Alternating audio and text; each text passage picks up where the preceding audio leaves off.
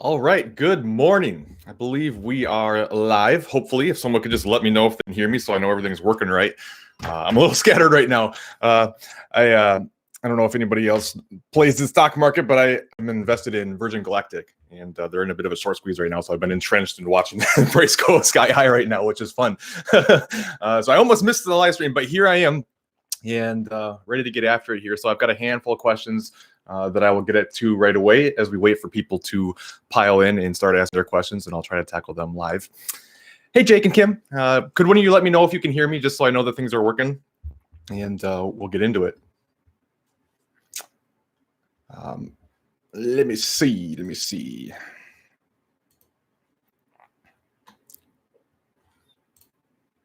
One second. Sorry. I'm trying to get it lined up here so that I can see the questions.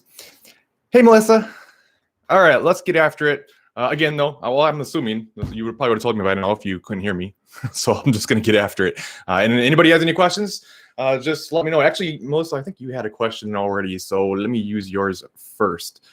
Awesome. Thank you. So I'll handle yours first since I know you're here. So the question was, if you want a reverse diet and you start by adding 200 calories a week, will you gain a lot of fat or will the body have enough time to adapt? So as always, the question just depends on a lot of different things. Now, as far as the first week goes, this is when you can typically make a bigger increase, but it really depends a lot on what was happening when you stopped your diet, right? So I'm assuming based on your question that this is as soon as you were done with the cut, and now this first week. This is where you can make a bigger increase because you were probably in a calorie deficit unless you were stalled out. Then you want to be a little bit less aggressive. If you're already in a deficit, then you know that you can add more calories and it's going to be closer to maintenance. So 200 calories is probably reasonable for most people. Again, it just kind of depends. And but 200 calories per week, that'd be a lot. Like I don't have anybody do it that quickly unless they just really want to get calories up quickly for whatever reason. So it always comes back to what's most important to you. Remember, the faster you increase calories, the more likely you are to gain weight, but the more you're going to, or the quicker you're going to be able to make improvements in metabolism, hormones, performance, enjoy more food, all the benefits that come with the reverse. The slower you do it, the longer it's going to take, but the less likely you are to gain. So you have to kind of create that own balance. But 200 calories a week, I would say it wouldn't take long, almost no matter what the situation was, that you'd probably start gaining weight really relatively quickly. Of course, it depends. I mean, some people can do it fast and they're fine, but for the most part, that's pretty fast. What I would recommend is I have a video called, I should have just had it up. That was a fail. I've got a lot of videos about this, but let me go to my most recent one, and I'll actually post it into here. And that way you can check that out after this. And it will take you through how to reverse diet coming out of a cutting phase and how to adjust your calories depending on what's happening with your weight and things like that. So let me grab that real quick. Get shareable link. And that is this one. Hopefully this works. I don't know. Okay. Let's see. Good morning. Good morning. I keep hearing about a protein modified fast. What are your thoughts on it? I've never heard of it. Don't know what it is, so I can't give you much. I'm assuming it means that you're fasting, but you eat protein and nothing else, which that wouldn't be a fast. So I mean, calling it a fast would be technically inaccurate. But I guess the point would be, okay, I'm keeping my calories low, but I'm having protein. I would assume the thought process is, well, protein's very hard to store as body fat, high thermoprotective food, so it's a safer increase and everything. But I really don't know what it is. If you want to try to give me more details, I can give you my thoughts. But my initial thoughts are probably, I don't see the point. Let's see. You're very welcome. And thank you for the kind words. I really appreciate it. It gives me motivation. Hearing the positive vibes to keep going. All right, no other questions yet, so I'm going to go down my list, and as people show up with questions, I'll tackle them on the fly. So next question is, how do you know the difference between needing a diet break, a few weeks of eating at maintenance, that's kind of what a diet break is, versus needing to do a reverse diet? So really it comes down to mainly, so in case anyone doesn't know, just to clarify, the difference between a reverse diet and a diet break is a diet break is when you're in the midst of a cutting phase, you're going to eat around rough maintenance for a week or two or possibly longer to give a break, restore hormones metabolism a little bit, or at least give it a bit of a break, and usually allow for the process to work better for longer. And you do this in the midst of a cutting phase, and then once the diet break's done, you go back down to lower calories, bring the cardio back up again, and take it from there. A reverse diet is when you're done with the cut, and then you start gradually increasing calories to go on to the next phase, and you're not going to be back into a calorie deficit, at least not anytime soon. So how to know which one you should need? I mean, it really just kind of depends. The biggest thing is, if you're in a spot where you're stuck and you can't reasonably make any more adjustments to keep the process going again, whether that's because your body's just completely adapted down and you're really struggling and having a hard time, or mentally you're over it, whatever reason it is, it's time to be done, right? Then that's when you don't do a diet break, you just start the reverse diet process. The diet break is if you know you can keep going, if you can make some more adjustments and keep things going. The diet break will help kind of reset a little bit, so to speak, and help the process better. So the reverse is, there's just nothing left to do here. You could do a diet break as like a final attempt, so to speak. Like if you've been going for a while and your body's stalled out, you can't really lower your calories or do more cardio, but you still want to lose some, you could try to take a diet break and then come back and then just see if maybe that kickstarts things a little bit. It's possible. But if it's not working, then you're going to want to reverse from there. So hopefully that helps. It's when you save carbs, although so this must be the protein fast. So when you save your carbs for night and eat protein mainly throughout the day because of satiety. Okay, yeah, I mean, really, it doesn't matter too much in terms of how you space out your macros for the most part. If your macros are the same regardless of when you choose to eat them, then it doesn't make much of a difference. You can make some small arguments, and I would personally recommend splitting up your carbs more, especially as calories get lower and energy starts to suffer. This is when meal timing becomes a little bit more important, and you want to spread that out a little bit to make sure that you can perform at the gym and things like that. But in terms of like actual, like if you're using it as a strategy to lose fat better, it's not going to work. It's not going to help, in my personal opinion. Any tips to stop self-sabotage? So the first thing to consider regarding self-sabotage is that, and I heard this initially from, I always like to give props when they're due. I initially heard this from Dr. Corey Probst, and she said that that self-sabotage isn't real. It doesn't even exist. You don't want to sabotage. You're not doing it. You don't want to fail. You don't want to make things worse. What you're actually doing is trying to protect yourself. And it's usually some form of, you're worried about what it's going to be like down the road. Like some people call it like fear of success.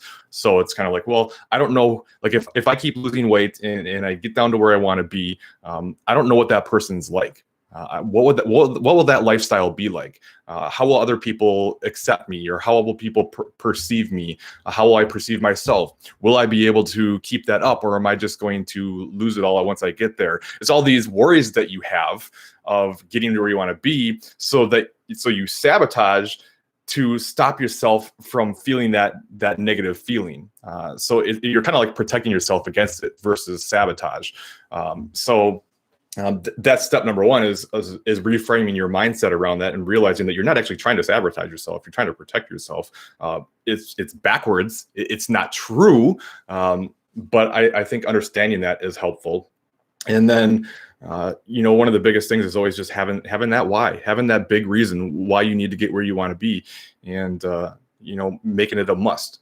I think it was Tony Robbins, some motivational speakers, who always says, you get where you want to be, or you get what you want out of life when your shoulds become a must, right? Like when it's, I should work out more, I should eat healthier, I should do this, I should do that. That thought process isn't going to get you very far. It's when it's, I have to do this. When you take out the option and just say, okay, like whatever that reason is for you, I don't know what that can possibly be. Everyone's different. Everyone's got different reasons and whys, but having that thing that you can turn back to is a huge part of getting past those difficult phases.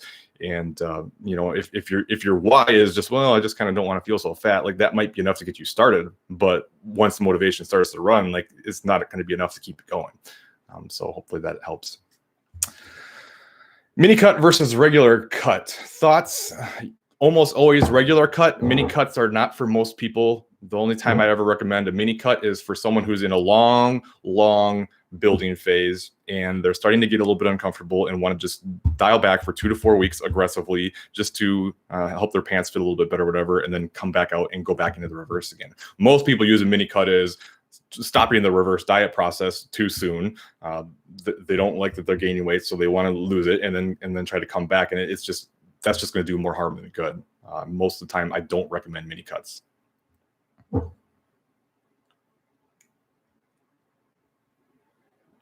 Let's see. I've been in and out of a yo-yo diet in the last 4 months. Recently, I was in a 500 calorie diet and now on 700 calories. Ooh, that's low. I want to eat more without gaining weight. What should I do? Reverse diet. I think your question was on here. And I think you specifically said something else. Hold on. Scared to increase calories directly. What should I be doing? So yeah, you need, it's time to reverse diet. Those calories are way too low. You're doing more harm than good. And you got to understand that there's so many benefits to doing this and not place all your self-worth and value on your weight in this fear of weight gain. It's a miserable life to live. It's just not worth it, right? So you need to let go of that fear, be okay with maybe gaining a small amount of weight. If you want to minimize the weight gain, then you want to take the reverse diet process slower and not increase calories too fast. And I have tons of videos on how to increase calories. I just posted one recently in this actual chat, if you look back at the comments.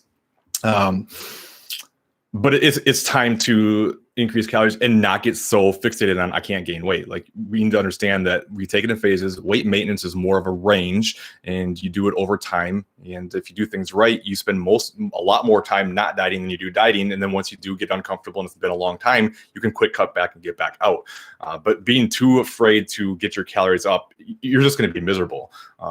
To eat 500-700 calories a day, that's no way to live your life. And you need to focus on the benefits that come with it. Focus on being able to eat more food, have more balance and flexibility, to be able to perform better, to feel better, sleep better, get cortisol levels down and feel the stress less. Like there's so many benefits to it. You got to focus on that and not on, I don't want to gain weight. I don't want to gain weight. It's not worth it. You are so much more than your weight and your body composition. It is not what makes you who you are. I'm not saying we shouldn't try to be healthy. Of course we should. But you don't want to stop yourself from doing what you know is right and what you should do because you're terrified of gaining weight. And understand that in the grand scheme of things, nobody else cares. Nobody cares about what we look like. We put so much pressure on ourselves. And it's just it's a real slippery slope.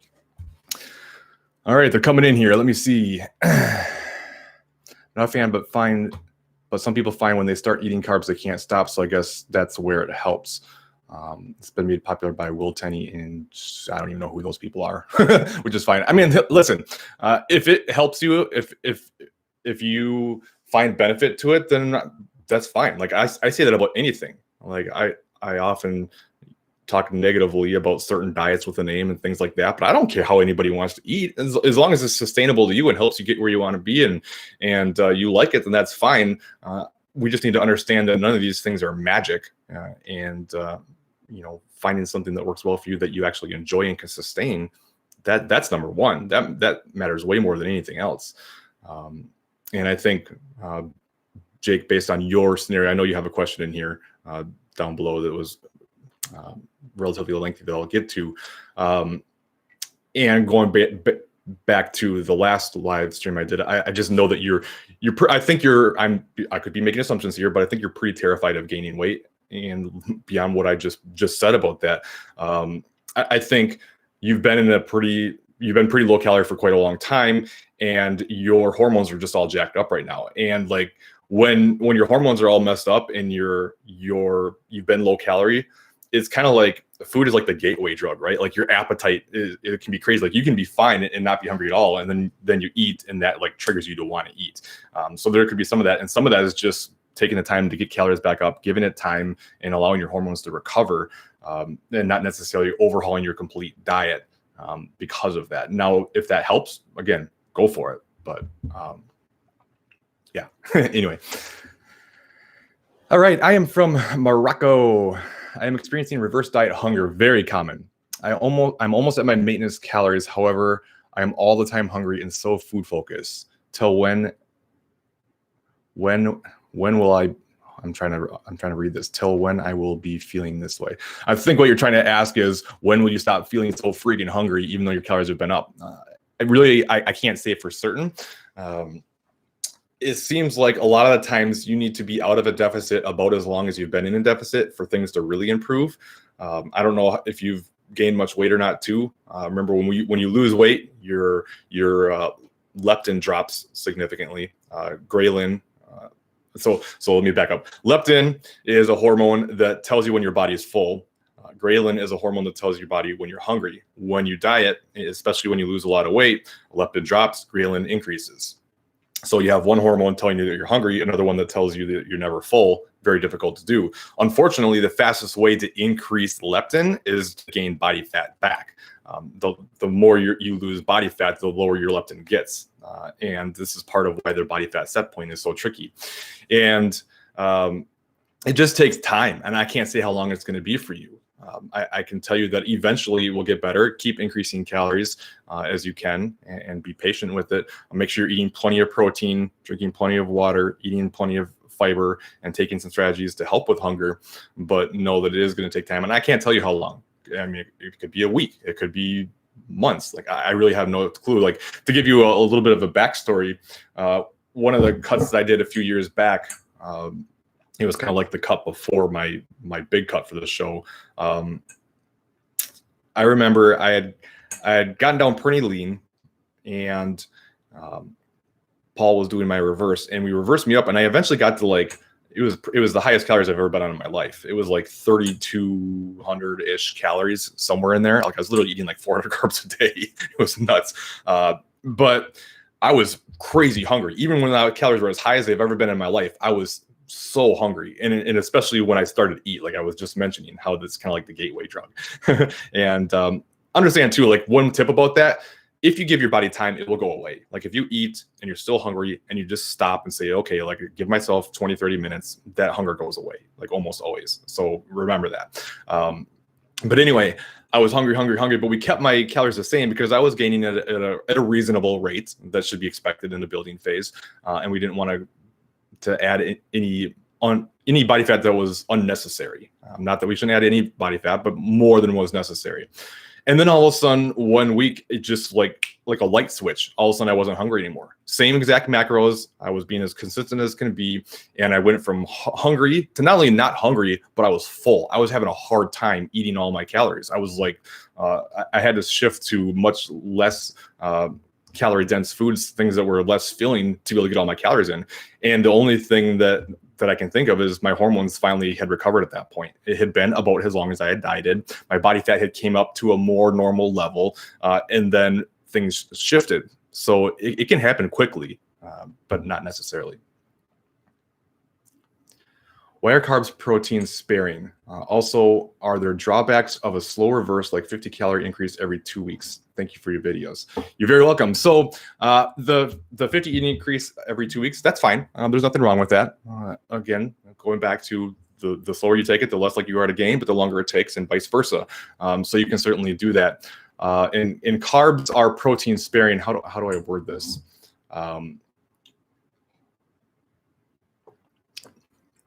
Trying to think of the best way to word this in a not super complicated way.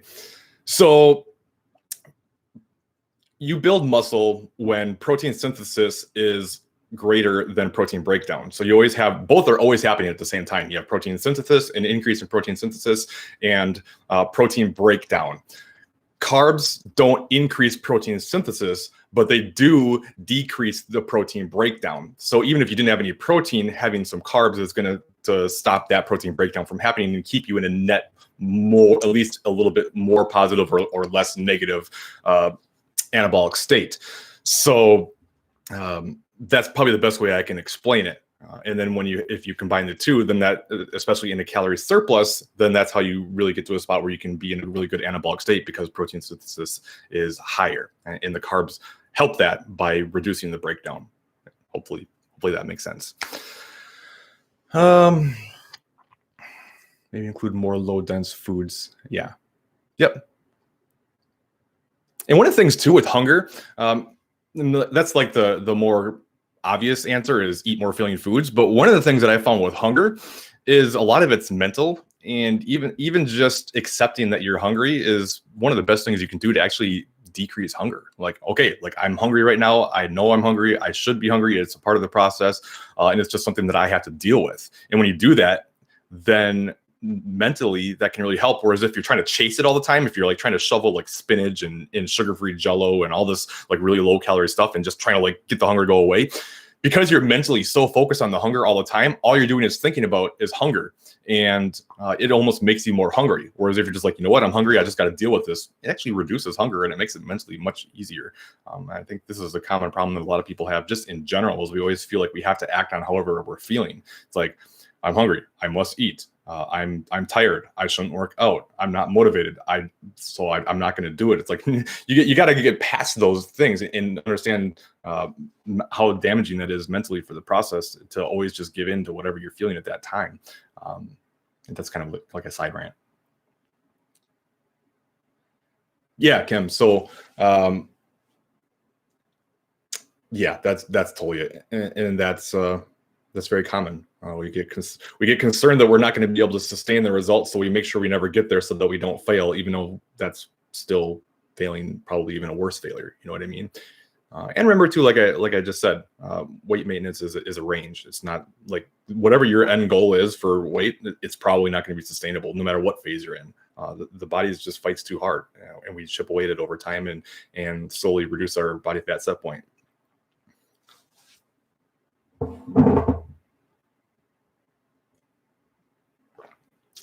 Do you have to wait a certain amount of hours between meals to allow your food to digest, or can you have a small snack when you're hungry? Will there be any impact on fat loss?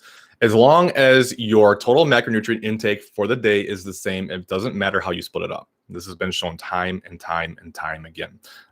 So if having that snack is helpful for you to keep your hunger down and you fit it within your normal macronutrient intake for the day, that's totally fine. Now, if by having those snacks, it makes you go over your calorie allotment, then that's a different story. And everyone's different. Hunger is one of those things. I have a theory on hunger in meal timing. Science is very split on this, like very split. Like if you look at the literature, it's all over the place in terms of like, is more or less frequent meals better for hunger? One will show one will show the other. It's everywhere. To me personally, I think our bodies get used to however we normally tend to eat. And if you change that makes you more hungry. So say, for instance, if you were eating 3 meals per day and no snacks, and then you switch to eating 5 meals per day, same macros, but you just do more frequent, smaller meals, that's probably going to make you more hungry. If you were doing 5 meals per day and then you reduce it to 3, same macros, that's probably going to make you more hungry. I can't say that 100%. It's something that I've noticed with myself and others, but that's something to consider too. And some people like do better with snacks. Some people do better without. I do better without snacks personally. I think they make it harder, but everyone's different.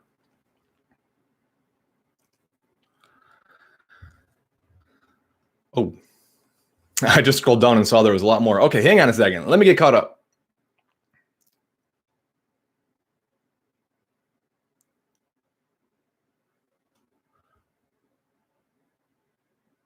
That was good, Jake. So with regards to the protein sparing, when you eat more carbs, your body doesn't need to use the protein that you eat as a source of energy. So majority of protein can be dedicated to anabolism, whereas carbs can be burned. Yeah, that's pretty good.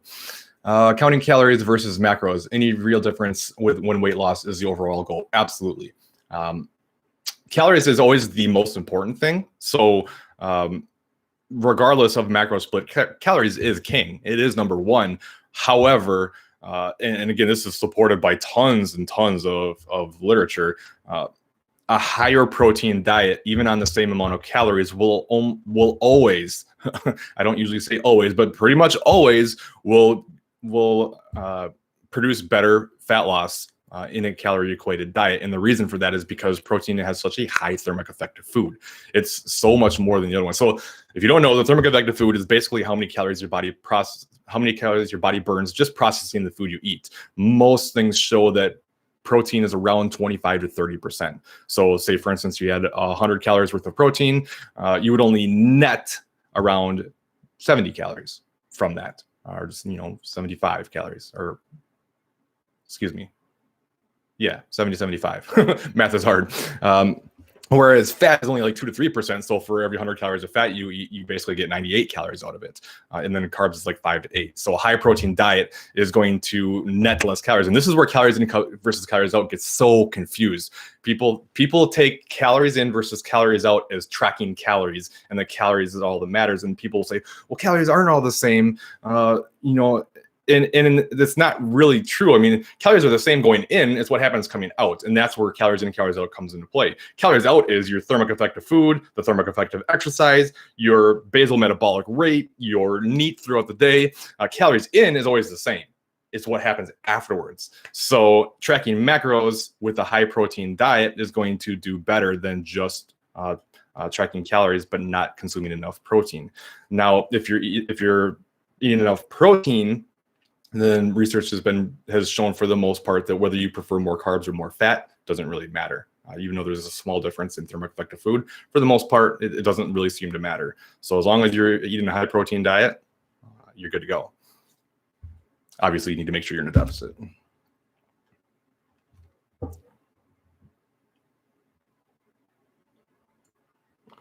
I've been eating 1,200 calories for 2 years.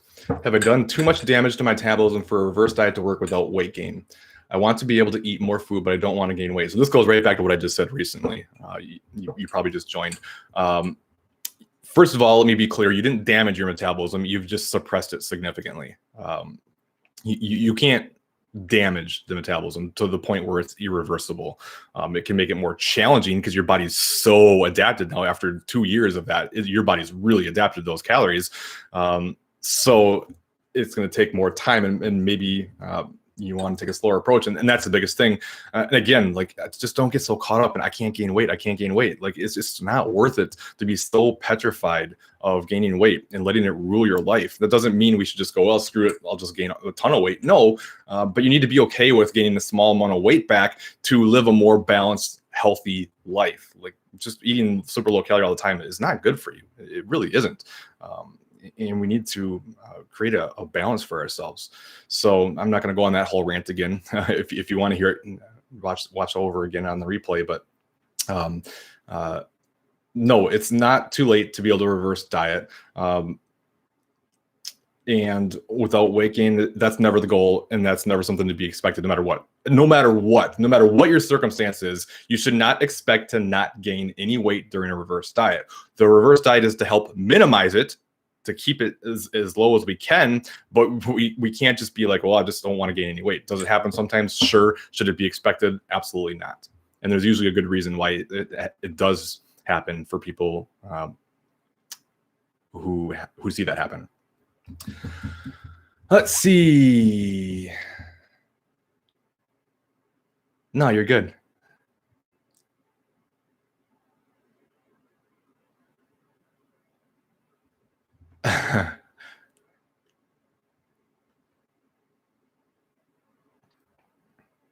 Got it, man. By the way, does anyone out there know? I see people do live videos, and they can like click on the comment, and it like displays across the screen, and they can like share their screen with other people and stuff. I'd love to be able to do that, but I'm assuming you need some kind of like third-party software or something, because I don't see any way you can do that with YouTube Live. So if anyone knows like what can be used to do that, let me know, and I'd like to check that out, because if I do these a little bit more frequently, I'd like to be able to like display it so it's not just me, and that way I can show you things too if I need to.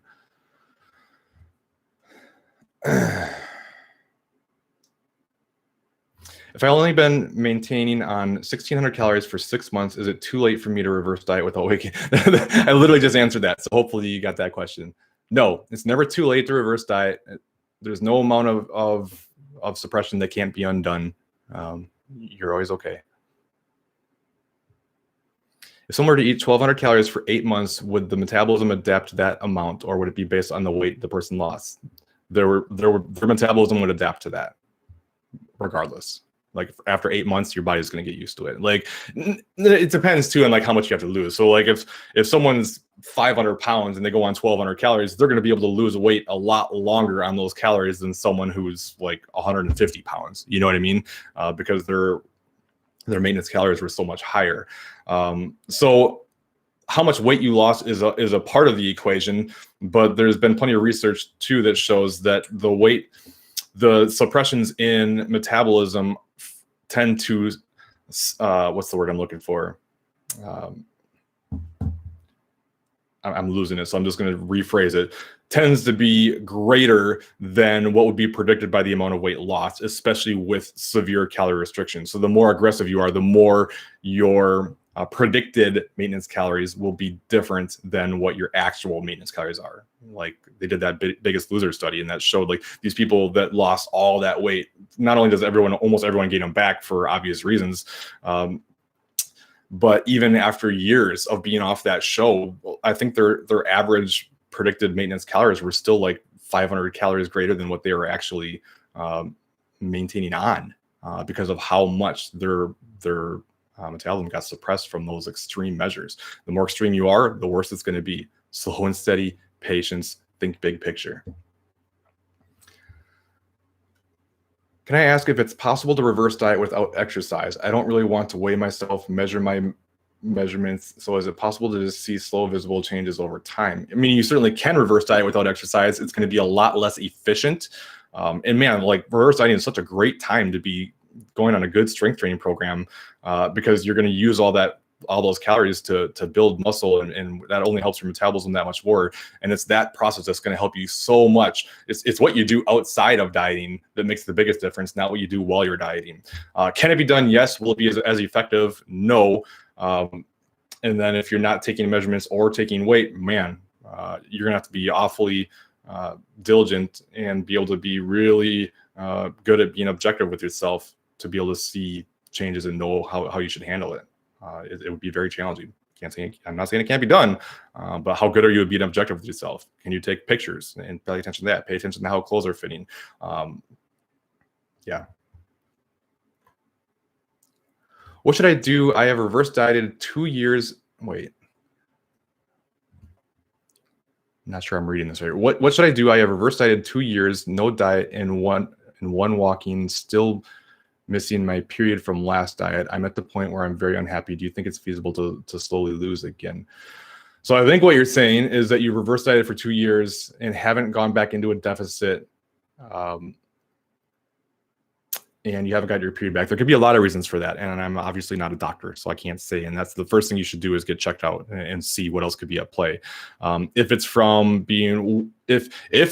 because you aggressively dieted for a very long time, got to very low levels of body fat and haven't regained the weight, sometimes you have to gain that weight back to be able to get the period back. I don't know your situation. And again, there could be a lot of other reasons. I don't know. And it would be irresponsible for me to say, yeah, you can go ahead and diet and you'll be fine. I really don't know. There's too much about you I don't know. I'm sorry. I wish I could help you. I wish I could give you a concrete answer, but I just don't know. I'm 184 and I'm eating 1,500 calories with a... I'm 184. I'm eating 1,500 calories with a media... there's some typos in there. I can't read this. 18 steps daily.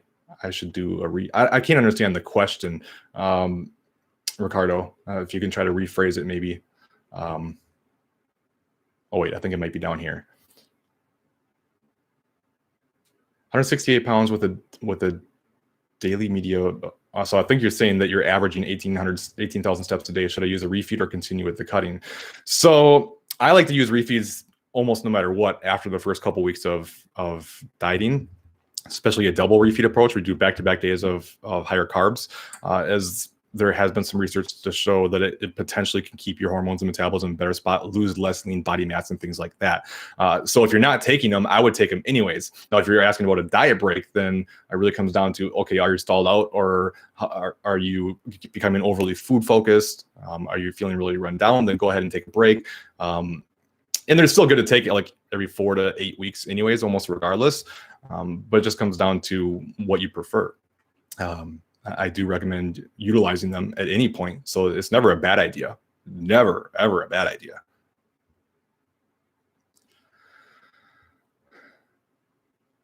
Stream through OBS software. Let me write that down. Thank you, Jake. OBS software. Oh, thank you, Wise Guy, too. Plugin for chat pop-up. Plugin for chat pop up. All right, you guys are the best. Protein powder, is it okay for sensitive digestion? Most whey protein sets my IBS off. I don't really want to do vegan protein because I feel it's too chalky, and I assume not good amino acid profile. So if you are very sensitive to whey protein, you're better off just not taking it. Now, some people do better with an isolate, because that process is usually because you have some sort of lactose intolerance, and the isolate process strips out the lactase, and it makes it easier to digest. But some people still can't even do that, in which case then you would have to switch to more of a vegan style protein. Is it does it have as good of an amino acid profile as whey protein? No, but it's still, if it helps you get your protein in, that's still going to be better than being low on protein. And most Core Nutritionals, somebody I'm an ambassador for, and you can use my discount code Colin, COLIN, to get a discount. They have a vegan protein, and it's supplemented with leucine, which is the main amino acid that's typically missing with vegan sources of protein, and that's the main amino acid responsible for muscle protein synthesis. And you don't have to have that to build muscle; it just makes it more optimal. So you could always, if it doesn't have it too, you could always add more leucine in yourself, and that would be helpful. If taking any of these is going to mess up your digestion, then it's not worth it, because digestion is so important. It really is. It's very overlooked. Best cardio for dropping body fat: list, miss, or hit. None of them. Comparing one by one, one's not better than the other. HIIT is better for burning more calories in a shorter amount of time, but it has the drawback of it's very hard to recover from, because it kind of beats you down. It's very aggressive, intense exercise. So if you factor in lots of HIIT plus training plus lower calories, you might have a really hard time recovering from that. Whereas LISS is easier to recover from, but takes more time.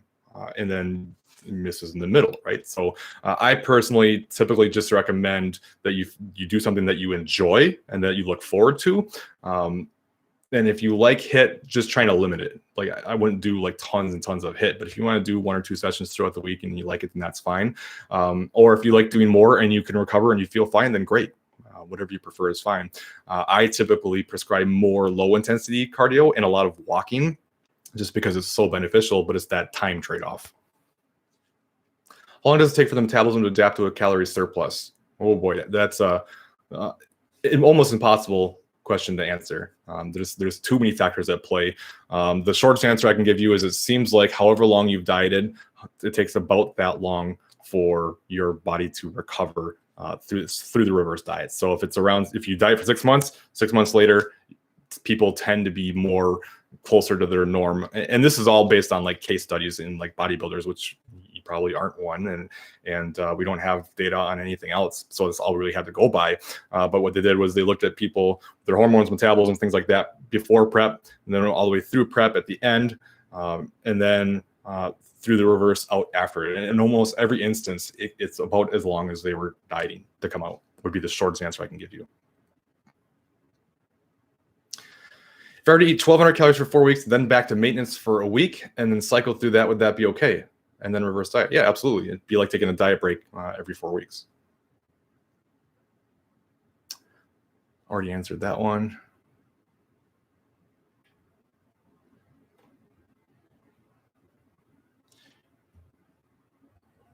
Do you have any of your clients monitor their blood glucose when reversing or bulking? Only if they have issues with it to begin with, and that's something they needed to work on with their physician.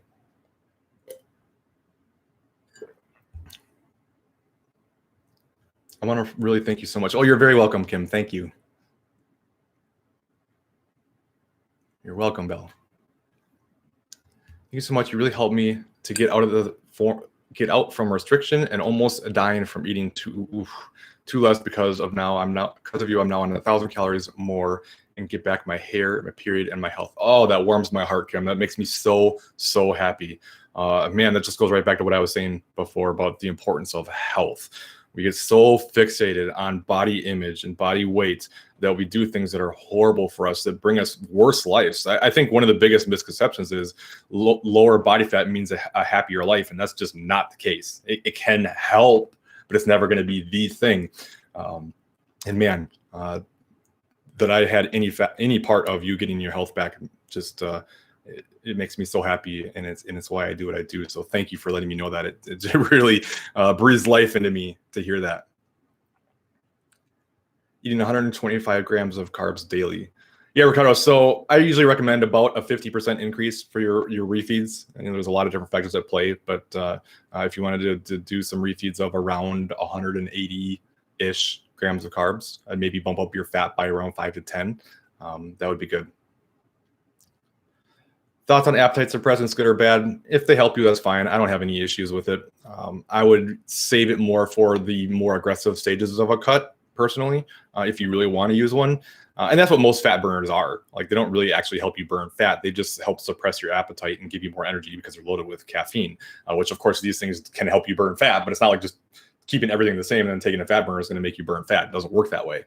But if it helps you, fine. But like I said, I wouldn't go on it right away because your body's going to adapt more and more and more, and it's going to become more difficult and be more of a struggle as you go through a cut. So saving those things for the later stages is helpful, so you're not used to it right out of the gate.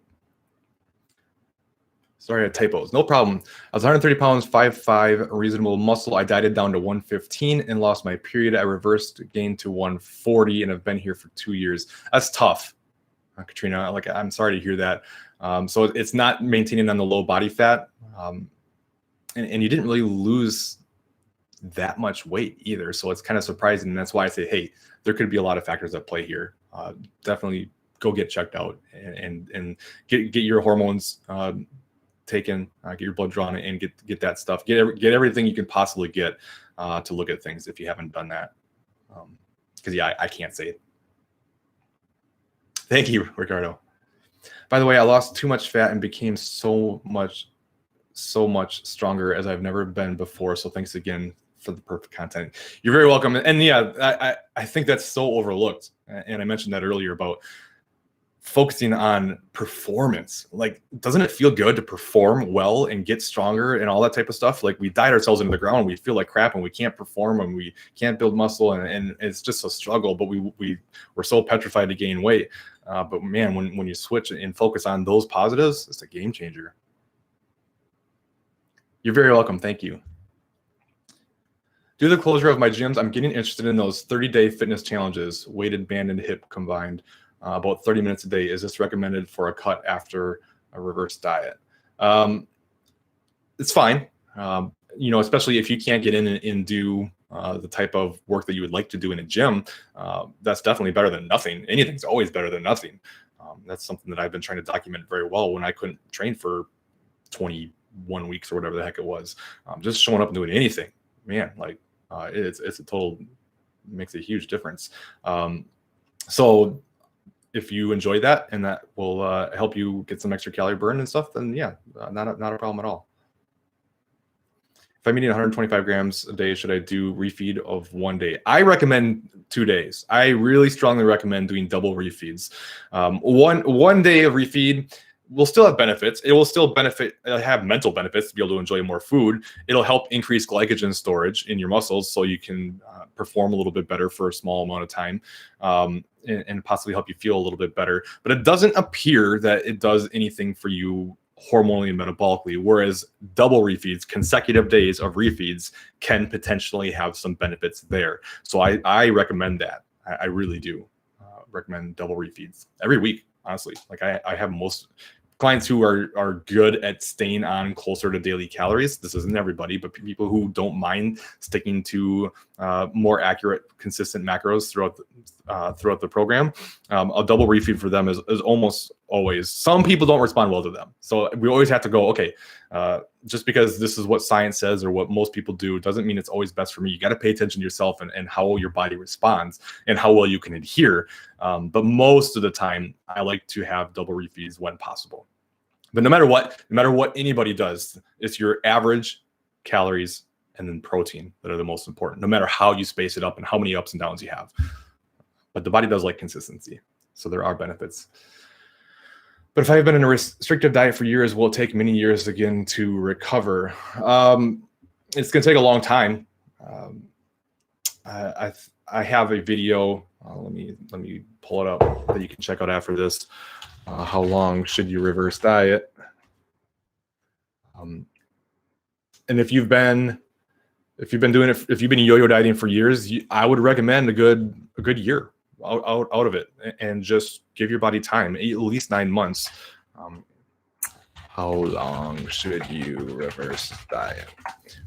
Just to give your body time and not try to rush back into it. The problem is if you think like, okay, maybe 6 months is enough, which maybe it will be. It very well could be. In many instances, it could be. But if you do that and jump back into a cut and it's too soon, you undo all that hard work and you got to start over. The more patient you can be, the better. But I can't say definitively exactly this long will be how long it will take for you. I've successfully reverse dieted to 1,800 to 2,000 calories and maintaining right now after so long. Thanks for helping me on the journey of reverse dieting my calories up. And now it's time to cut. That's awesome. Congratulations, Bill. I'm glad I've been able to help. Actually, that video that I just posted about how long, make sure that you've been out of a deficit long enough to start your cut. It's not just about getting your calories up. This is a mistake a lot of people make. I'm not saying that you can't cut now. I don't know enough about your situation. But that's a big mistake a lot of people make, is reverse up just to a certain calorie level and then immediately slash their calories before their body's had time to adapt to it and their body doesn't respond. You got to give the body time to adapt.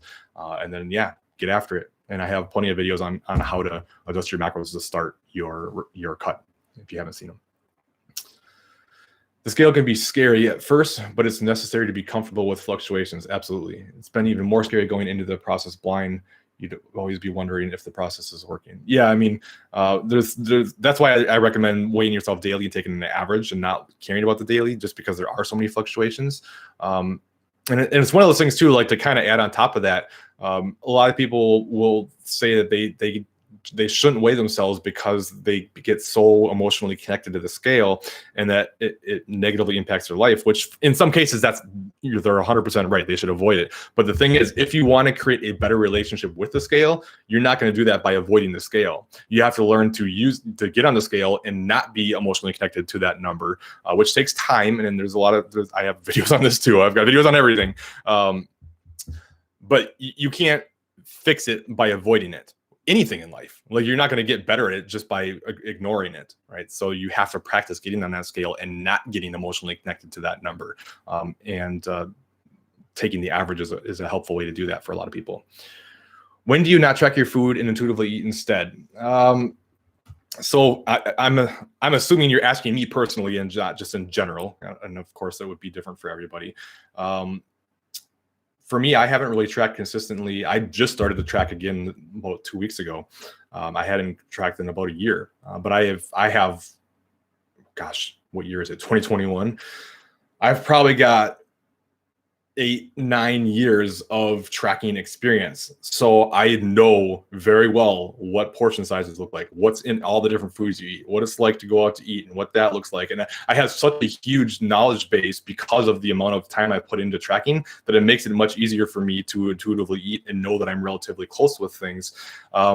So for me, I'm more dialed in when I'm cutting and through the initial stages of a reverse. And then as hormones start to improve and things like that, and I'm in a better place hormonally and metabolically and stuff, and then I'm not trying to cut anytime soon, then I'll start weaning off the tracking a little bit more, or have some days, like even now, I'm not cutting right now, but I'm just getting back into tracking just because I want to get more serious about it again. It feels good to be able to train normally and everything again. I've been out for so long that I got excited about tracking again, and I'm doing that, but I'm also taking 1 or 2 days a week and not tracking, and just enjoying the time. Me and my wife love to go out and just have fun for a day and have some drinks and have some good food and not worry about it. Not that you can't track that way, you can, and I'll be talking about this in a video soon. But that's how I tend to do it. I had tracked even throughout all my reverses for a long time too, just because I wanted to do everything I could to most optimally build and minimize body fat. And it's like kind of depends on how much it bothers you and how much it doesn't. If it doesn't bother you to track, then there's nothing wrong with tracking. And it's a very useful tool, and it can help you be flexible, and it can help you be able to include some of these foods and go out and show you that you can do this and still be fine. And it can be a good balance for you. A lot of people feel like, well, I shouldn't track because it's like, I shouldn't have to rely on it. But if it doesn't bother you, then why not? If it bothers you, that's a different story. But everyone's got to find their own unique balance. Yeah, hopefully that helps.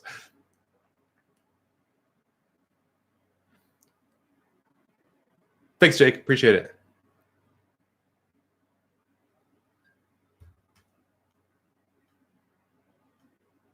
Where am I?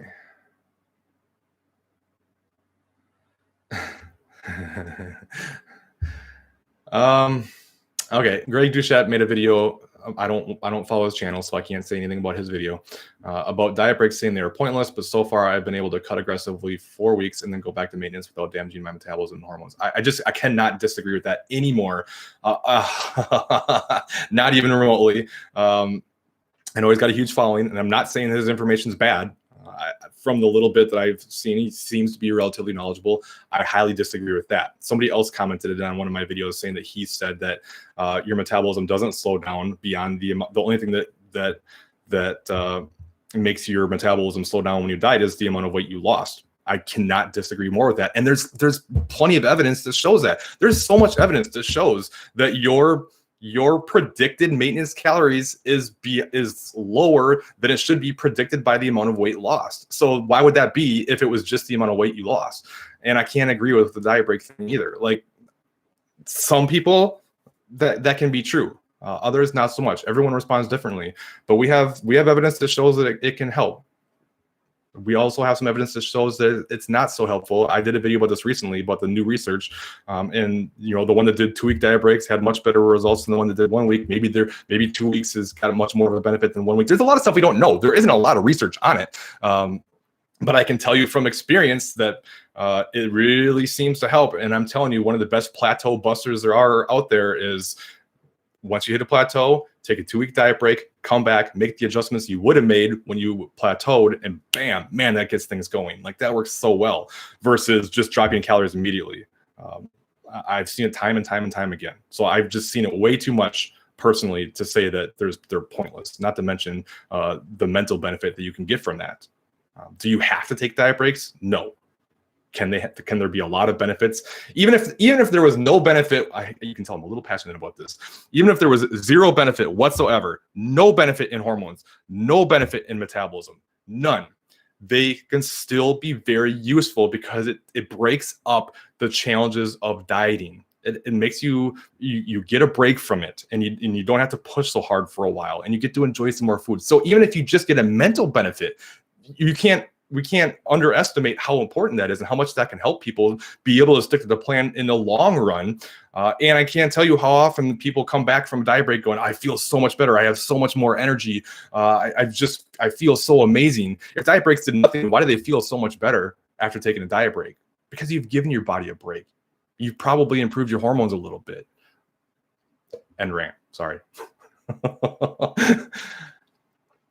I'm a petite Asian, around 157 centimeters, and lost weight from 58 kilograms to 51 kilograms. For us Americans, that's probably about 15, 16 pounds. But I cannot cut further. I'm around 18 to 19% body fat. That's pretty lean for a woman, but it won't budge more. My calorie is low, so now I don't think I can cut more. Then stop the cut, reverse diet, come back later, and cut again. Don't fight it. Don't fight it and get stubborn and keep trying to go. It will only make things worse and set you up for potential binging behavior and all that type of stuff. If you want to lose more, that's fine. There's nothing wrong with that, but it doesn't have to be done now. You have your whole life ahead of you. Stop, reverse, take your time, come back later. The body's just too adaptive. Goes right back to what I was just saying. The body is too adaptive to keep cutting forever. Oh boy, I'm falling behind here. Let's see. I'm looking like I probably won't get to the questions that were asked ahead of time, which if that's the case, I promise anyone who has questions on here that I don't cover on my post from yesterday, I will go in and individually respond to each one of those. But I'll stick around for a while here. Another question on a lockdown, how does one cope with the loss of movement? Used to walk around 8,000 to 10,000 steps daily. Now I'm basically sedentary, and I understand this reduces need. Absolutely. So should I do cardio workouts at home or make up for it? Example hit. So either go out for, I don't know what your lockdowns, where you are and all that type of stuff. If you can go outside and go for walks, then that's how you make that up. That'd be the easiest way to do it for it. And, but if you can't, then yeah, you either have to reduce your calories or increase cardio to make up for that reduction in calorie burn that you were getting through NEAT. I've been in reverse for 4 months after losing over 30 pounds. Congrats on the 30 pounds. That's awesome. I don't know my maintenance. Was at 1,200 for the loss and now 1,610. I have 18% body fat and 58 pounds of muscle mass, 5'1" and 128. So I'm not sure what your question is. I think you're asking what should your maintenance calories be, which I can't say. You can always go in and look at like TDEE calculators and things like that, but they're not specific to you. They're just math equations, and everybody's different. And some people can get calories way higher, or some people can't even get close to them. You just never really know for sure. So give as many calories as you can that make you comfortable, that feel like enough for you, that keep you satisfied and keep you roughly maintaining. Again, roughly maintaining, not weighing the exact amount forever. But it sounds like it's going pretty well for you so far.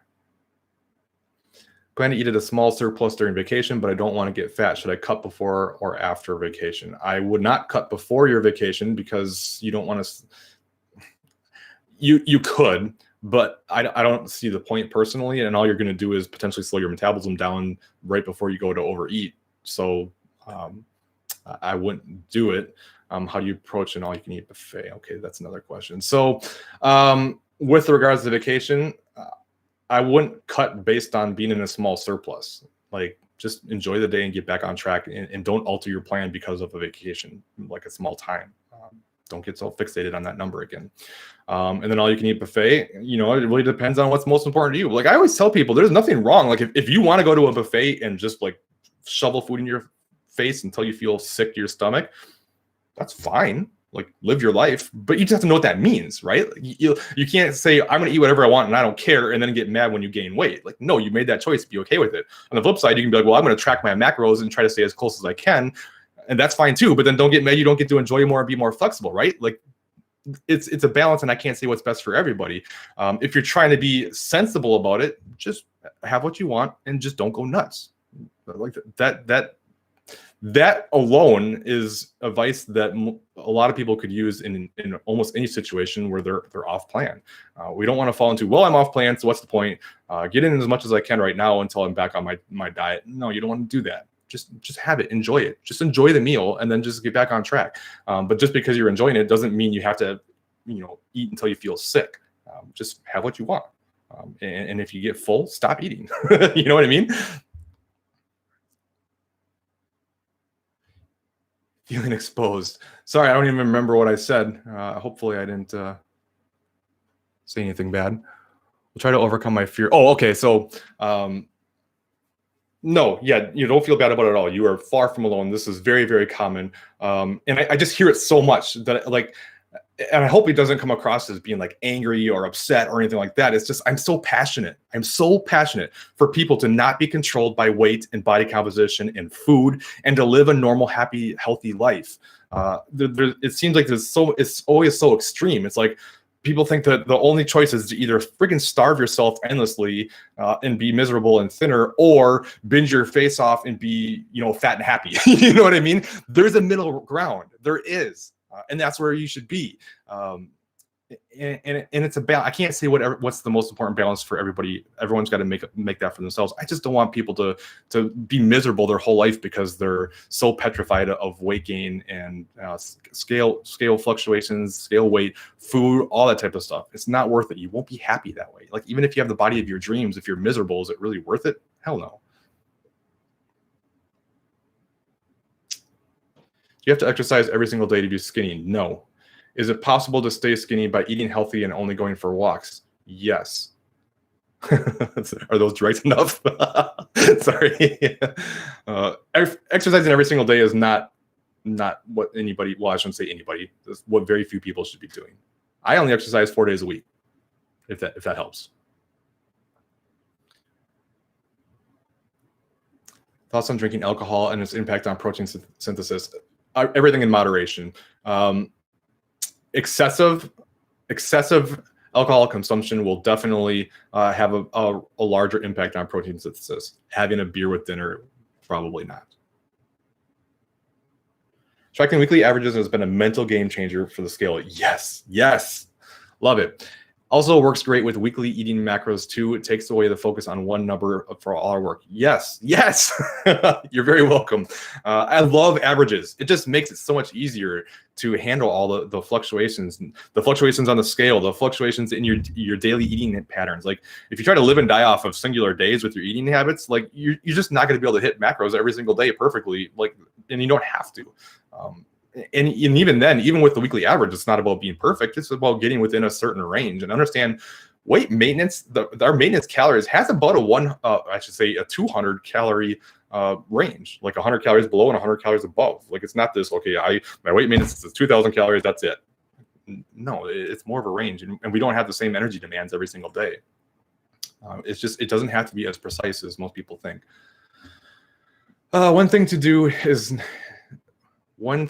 not do is be overly perfect and worried about trying to maintain or lose weight, as it can end you in the hospital like I am. Oh gosh, I'm sorry to hear that. I really hope that it's a good wake-up call for you, and that you are getting the help that you need, and that you get back to being healthy, and both mentally and physically. And sometimes we have to learn those lessons the hard way. But you're very right. We don't want to get there. Eating disorders and things like that are very real and very serious. And please, anyone out there who's struggling with that stuff, get help.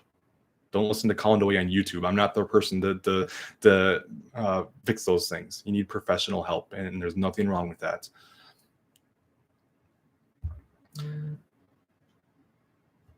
I completely agree. Diet breaks are almost critical while losing weight. I heard the more often you use them, the more often they are used, you plateau a lot less and can lose on similar calories. Yes, I've absolutely seen that. Not always, but they're not going to hurt. It's not going to make it worse, and it can very much help a lot. One of the biggest examples, I've shown her a few times. Her name is Elise. She doesn't mind me sharing her info. So I always like to be cautious about sharing other people's. She's already given me blessing to always share her stuff. She was actually the one that was in my last video, if you saw her progress pictures. So I think she was 185-ish or so when we started. And then at the end of her cut, it was basically like a 50-pound loss. I think it was like 135 or somewhere in there, right? Around 50 pounds lost. And it was a longer diet. It took the better portion of the year, but we took a lot of diet breaks. I did several 2-week diet breaks with her. And I think I only made one adjustment from her initial calories. One time through like 40 weeks. And we just did 2-week diet break, back to the same calories. 2-week diet break, back to the same calories. And she just kept losing and losing and losing and losing. And I really feel like it was because of taking all those diet breaks that she was able to do this. I don't want you to expect that to happen to you. That's rare. And everyone's different. It kind of depends on how adaptive your metabolism is. But I wholeheartedly believe that would not have happened if we just kept dieting straight. Not to mention the burnout that would probably come with that. The logic is to track on refeeds or planned diet breaks. I didn't first time and learned I'm still a food addict. Oop. Sorry, it's getting off my screen. So tracking helps my accountability. Is worth it to enjoy some treats with no guilt? Yes, absolutely. So I think that's probably going back to the question about when to track and when not to track. I tracked for so long, and the only reason I think I stopped tracking is because I got pretty burnt out on it after taking it to the extreme of I wanted to do a physique show. Like, I'm not a physique competitor as a whole. Like, I did a competition because it was something that I always felt like I wanted to do, and I didn't want to regret not trying it. But I don't coach competitors. I don't consider myself a competitor. But I went for years tracking almost every single day, except for like Christmas or whatever. But the reason I liked it was because I felt like I could have these foods that I wanted, and the tracking helped with the accountability of, okay, like I can still have this and fit it into my numbers, but it'll still keep me going towards the goal that I have at that current moment, whatever goal it was, whatever phase I was in, whether I was cutting or building or anything else. I felt like it allowed me to be so flexible with my food choices, but still be able to stay on track. It was worth it. I didn't look at it as like a crutch. Now, once I went to the extreme of, and this is probably my own doing, besides how should I word it? Besides being that freaking lean, I went to the extreme of, okay, I didn't want to regret not giving everything I have for this show. I literally tracked down to the exact gram of every macro every day for months just to make sure that I did everything that I possibly could. I think that's what put me over the top. I'm not usually, and don't recommend be that precise. And that's probably why I was like, okay, I can't freaking do this anymore. I needed a break. But now I've got a more healthy balance between the two right now. I kind of like what I'm doing right now, where I track 5 or 6 days a week, and then allow a day or two of more freedom, again, without binging my face off, just more freedom without having to worry about it. Again, I can't stress enough. Everyone's got to find their own balance, but you have to put in the time. Like, you can't be like, well, I barely ever tracked my entire life, and I don't want to track, or I shouldn't track because of whatever. Like, you have to build a knowledge base first. I talk about this in my video that's coming up next week. You have to build a knowledge base first through tracking to be able to be more intuitive. Otherwise, your intuition is just to do whatever diet name says to eat this and not eat that, which creates a bad relationship with food. And it's just not a good situation. And you definitely want to track in at least the early stages of the reverse coming out of the cut, because your hormones are all jacked up. Your hunger is going to be through the roof. Your intuition in that phase is going to be to eat everything. You want to wait for your hunger hormones to settle before switching to a more intuitive approach, because you can't be, your intuition will be wrong or be off, I should say.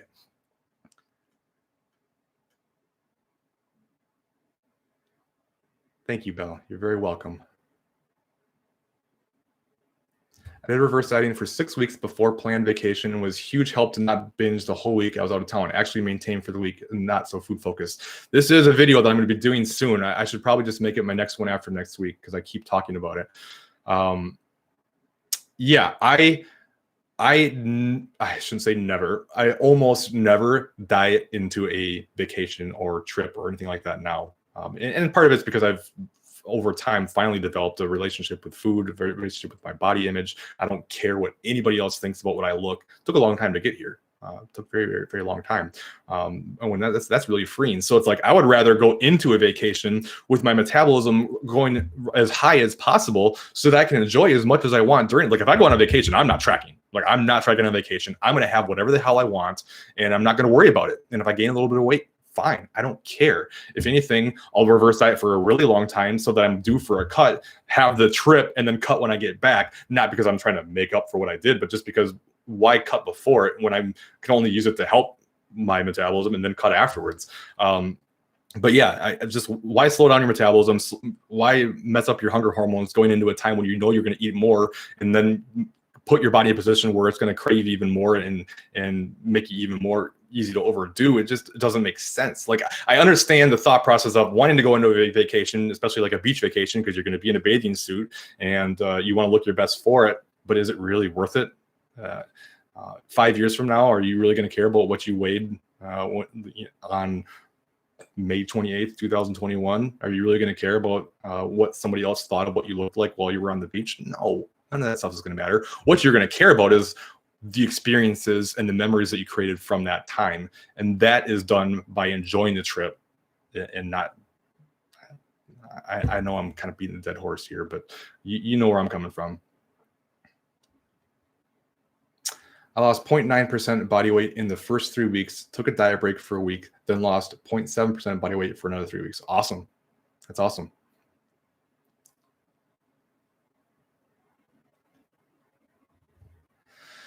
I like Colin's content. Agree with everything he says. Thank you. However, okay, what's wrong with suffering discomfort and pushing past it? Oh, nothing at all. Hold on a second. Let me read this all.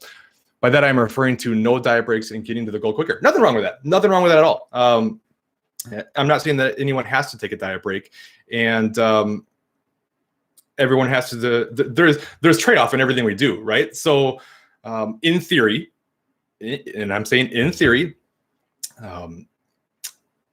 the less diet breaks you take, the quicker you can get done with the process and get back out. And there's a lot of value in that. And this is something that I try to say to a lot of clients that are struggling too, is the faster you can get out of a cut, the better off you're going to be. That doesn't mean we shouldn't necessarily take diet breaks. But what I mean by that is you don't want to have a lot of ups and downs. Like you don't want to overeat one week and then down the next week and up and down and up and down and sometimes do your cardio and sometimes don't do your cardio, because what ends up happening is your metabolism still slows down. It still starts to adapt to those lower calories. It starts to guard against them. It's trying to protect against starvation.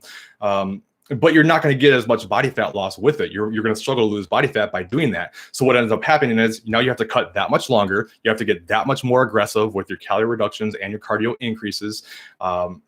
And it just drags out the process. So you always have to remember going into a cut, it's temporary. You don't have to do this forever. And there can be a lot of value in going, I'm just going to get into this. I'm going to hit it hard and I get out. And for a lot of people, that's great. But what the danger lies in, again, you have to know yourself, is if by trying to be too perfect for a shorter amount of time, you just lose it and have a tendency to binge, then that's not a good approach for you. But there can be a lot of value and always reminding yourself the time for more food will come. If you do this right, you will spend much more of your life not dieting than you do dieting. So get in, get it done, get out. And I couldn't agree more. And to elaborate on, where did your comment go? Suffering discomfort and pushing past it. That's wonderful. I love that, dude, because we get, sorry, I'm stumbling on myself. We try to avoid discomfort and suffering as much as possible, but it's like it's through getting through those times that makes you stronger. Like you literally cannot grow without discomfort and suffering. It's literally the thing that makes you grow. And this is a good reminder to yourself anytime you're in a hard situation in life where circumstances are stacked up against you and you're really struggling and you're having a hard time. If you pushed past that and still do what you need to do, you will be so proud and you will build so much confidence from that. It will grow. You will grow and you will get stronger mentally, physically, everything from doing that. Whereas if you just back off and go, oh, there's too much discomfort, I can't do this, that's only going to make you weaker. So there's a ton of value in that. But it's a balance between, okay, is that a good approach for you or not? Or does not taking a diet break make you stall out and keep you from getting to your end goal? You got to look at that too. It kind of depends on where you're at and how much you have to lose and how your body responds. But I do make the argument that it's possible that some people would have been able to reach their goal had they taken diet breaks, but don't reach their goal because they don't. Whether that's because of hormones and metabolism, whether that's because of the mental breaks that they didn't get, whatever. And again, I'll keep saying it over and over and over again. You got to know yourself. But I agree. I very much agree. So hopefully that clears that up. And there's so much value in getting out of your comfort zone. You cannot get where you want to be if you stay in your comfort zones and you don't learn to accept discomfort, whether that's hunger, whether that's pushing through tiredness, whatever. You have to. I push sustainability all the time. I'm a big fan of it, but that can get taken the wrong way, as in like, well, there should never be any suffering. It should be easy, and we should never have to work hard or do anything that we don't want to do. You're not going to get there if you don't do things that you don't want to do sometimes. You're going to have to. Thank you. I think we're on the same page.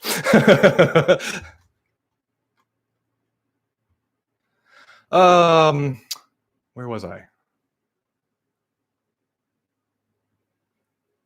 Taking O'Brien damages metabolism in the long term because the metabolism is very adaptive and can adapt. It doesn't damage. Okay, so again, I want to be clear. You don't damage your metabolism. It just suppresses.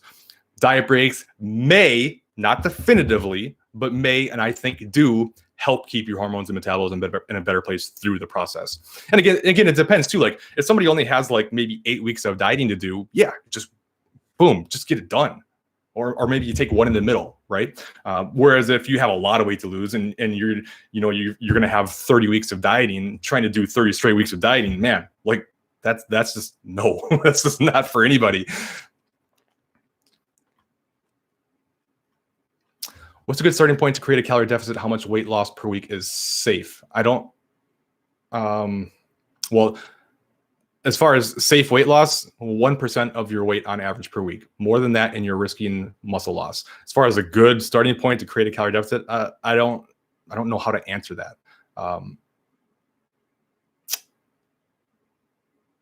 Yeah, I can't answer that. Maybe I need more. I think I need more context.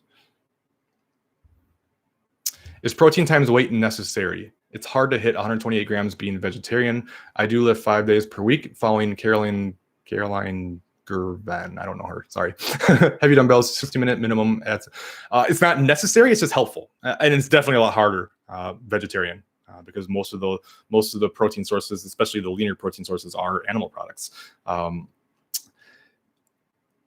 when it comes to like okay, there's 3 benefits of protein: the thermal effect of food, building and maintaining muscle mass, and satiety. It helps you feel full.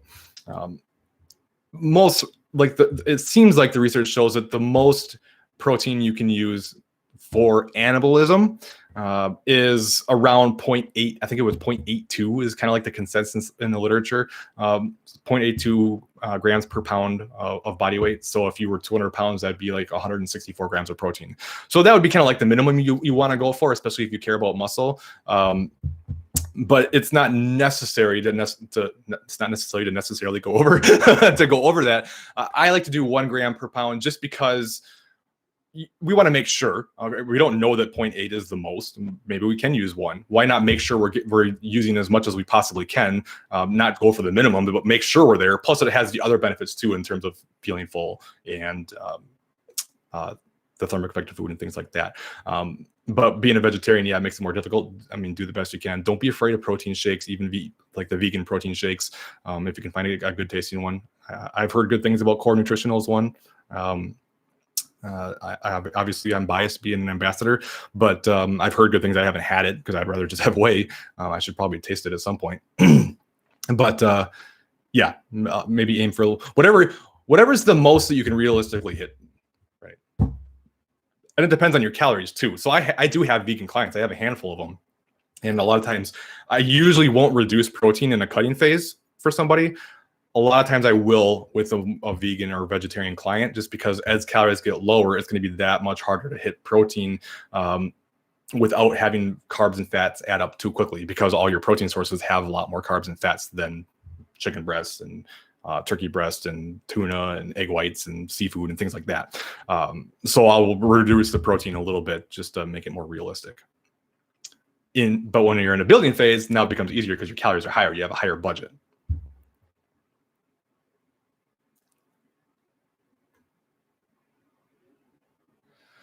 All right, I'm going to not read everything here. I'm going to try to get all of the questions because they're piling up, which is great. I love this. I didn't expect it to be so much, which is good. Did keto for 3 years, then started gaining 30 pounds, then did 6 months, 1,200 calories, lost only 12 pounds, then gallbladder issues, and didn't really diet for 5 months. Need to lose 90 pounds. What should I do? Let me see. I need to get that timeline again.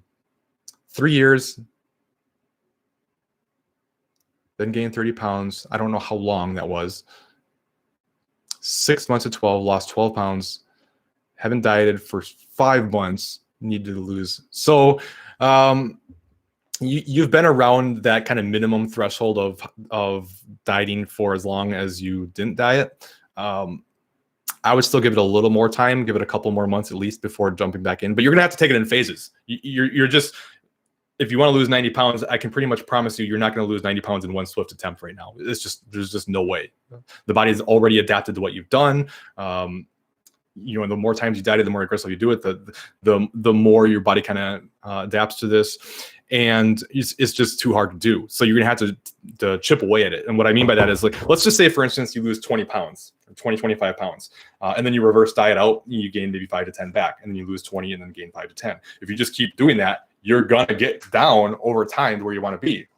And it's having that patience and playing the long game and enjoying all the different phases for what they are. And that's probably what you're gonna have to do. You might want to take some extra time here. We're coming up on the middle of the year here. It's going to be June in a few days. And then we've got the holiday season at the end of the year, right? You've been 5 months without dieting. Why not take the rest of this year, reverse diet / maintain on higher calories through the rest of 2021, get through the holiday season with your metabolism on fire, being able to enjoy all the good foods and treats that are around, and be able to enjoy that without gaining a bunch of body fat because of it. Like most people diet hard into it and then just gain all the weight because their metabolism is tanked and they overeat like crazy. Get through that period with your metabolism high and your maintenance calories high to be able to enjoy it. And then afterwards, boom, now you've gone a year without dieting, your metabolism's in a great place, and you can start that first cut. And I'm not saying you only be able to lose 20 pounds. You'll probably be able to lose a lot more at that point, but you're still, no matter what, you're going to go down, lose as much as you can until you can't realistically make changes anymore. Reverse diet out, hold for a good amount of time, at least as long as you dieted, come back, take it in phases. If you get caught up in, I've got to get to 90 or bust, you're going to fail. And I just don't want that for you.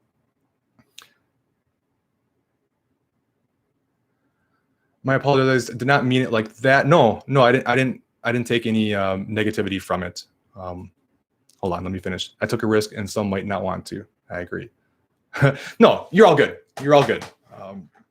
And I honestly, I probably should have been more clear about that. Like, I don't want it to seem like that you have to take diet breaks, or that there's no value in pushing harder through the tough times and going. Like, it just always depends, like I keep saying. And I definitely did not take any offense.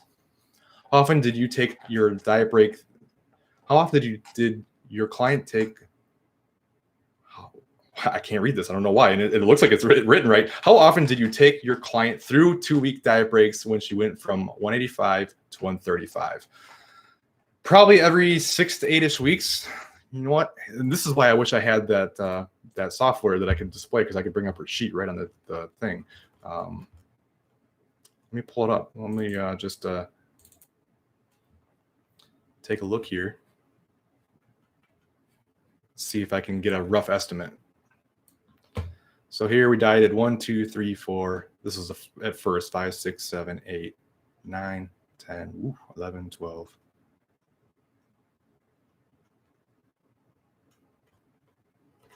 Yeah, so we went quite a ways at first, and it was just because she was feeling good and responding really well. So it went about 14 weeks before her first diet break. Then we took 2 weeks, then dieted for another, looks like 7 or 8-ish. Then we took a 4-week diet break because she was losing during the diet break. And I will always do that. If someone's losing, I shouldn't say always, almost always, if someone's losing during a diet break, I'm going to keep that diet break going until that stops and then come back. So we took a 4-week diet break there. So that's 2, 4, 8. And then we dieted another 1, 2, 3, 4, 5 weeks. And then 1, 2, 3, 4. Oh, that must have been the start of a reverse. I was like, whoa. So what was that, about 12 weeks of diet break throughout the entire process of a 38-week cut? 40? Well, it's 40 weeks, but the first 2 weeks was maintenance. So 38 weeks. So yeah, I mean, almost a third of her weeks were diet break weeks. But you don't want to get caught up in what happened with somebody else. That's not normal, and you shouldn't expect it. And everyone responds differently. Super chat. Wow, thank you very much. I very much appreciate that. Kelly, let's see. 55-year-old female, reverse dieting 8 weeks, gone from 1,250 to 1,700 calories. Been eating about 200 grams of protein, and weight has stayed the same. Is this too much protein? How do I know when to stop increasing calories? So first of all, thank you for the super chat. I really do appreciate that a lot. It's not necessarily too much protein. I mean, it's a lot of protein. I don't know how much you weigh, so that's part of it. But there's no such thing as too much protein unless you have an actual problem with your kidneys that you need to keep in check. And like I said, there are a lot of benefits of protein besides just how much you can build muscle from it. So the more protein you eat, the more likely it is for you to be able to maintain because of the high thermic effect of protein. So it'll help you feel full. It'll help you be able to maintain better. So no, if you don't mind eating that much protein, then that's fine. If you basically hate life because you're doing nothing but eating protein, then that might be too much. Then you want to back it off to something a little bit more realistic. It's very rare for me to go over about 1.2 grams per pound of protein for people, but that doesn't mean you can't go over that. Now let's see, reverse dieting 8 weeks. And how do you know when to stop increasing calories? So you want to pay attention to a number of things. One is what are your hunger hormones or your hunger signals like? All right, are you still very food focused? Are you still very hungry? Are you getting triggered when you eat to want to eat more all the time as your body's telling you to eat more? Things like that. If one of the best signs that you know you're in a good place with your hunger hormones and metabolism and stuff is you start feeling really full, and it almost becomes a chore to eat more calories. So if you start going to that and you're satisfied with the amount of food you're eating, then that's a good place to just stop increasing, especially if you're roughly maintaining and that's what you want to do. It depends on what your goals are too. Like, are you trying to get to a point where you can cut again down the road, or are you just trying to roughly maintain? So if you're wanting to put yourself in a good spot as possible, to set yourself up for another cut, then you're going to want to get as many calories as you can, balancing how much weight you might gain during that process so that you have more room to make adjustments when it's time to cut again. If you're just trying to roughly maintain, then just get your calories up to a place that's decent, that you feel like you can live a good balance with, that you feel you don't feel overly restricted, things like that. And that will be a good spot for you. So that would be the main thing that I would look at in terms of when to stop increasing, or if you're finding that you're gaining more than a reasonable amount and you can't seem to stop from it, then you want to probably dial your calories back maybe around 10% or so and just kind of ride that out for a bit. So hopefully that was helpful. Thank you. Let's see, how do I make this go away now? Okay, there we go. I lost 0.5 pounds for the first 2 weeks. Then I lost 1.8 in the third week. The fourth week, I lost 0.7. And then the sixth week, I lost 1.3. My weight would come down more significantly in the third week of dieting. Would I benefit to take a diet break later so I can continue to see weight loss in the fourth week? I wouldn't worry too much. Oh, where did it go now? Sorry. There it is. I wouldn't worry too much about it. So the average weight loss per week, it's kind of like an average over time. So much like we do an average per day for the week, and then we do average calories and stuff like that. You kind of look at the average for a loss too. So if you want to do between around 0.5 to 1% of your body weight on average, you factor in all those. So you're going to lose more some weeks, you're going to lose less some weeks you're going to maintain. It's kind of that average. If you start to maintain for more than 1 or 2 weeks, then okay, you might be at more of a plateau, and that's a good time to take a break. But if you're still losing well and you're feeling good, you're not overly food focused, you're not overly running the ground, and you want to keep going, go ahead and keep going. But it never hurts to take a break either. Even if you are feeling okay, you don't have to wait until you're feeling like death to take a break. And the more times you take a break, the less likely you are to get to that point of feeling really run down. Hopefully that answered your question. I was weight stable over a year after I hit my first big goal.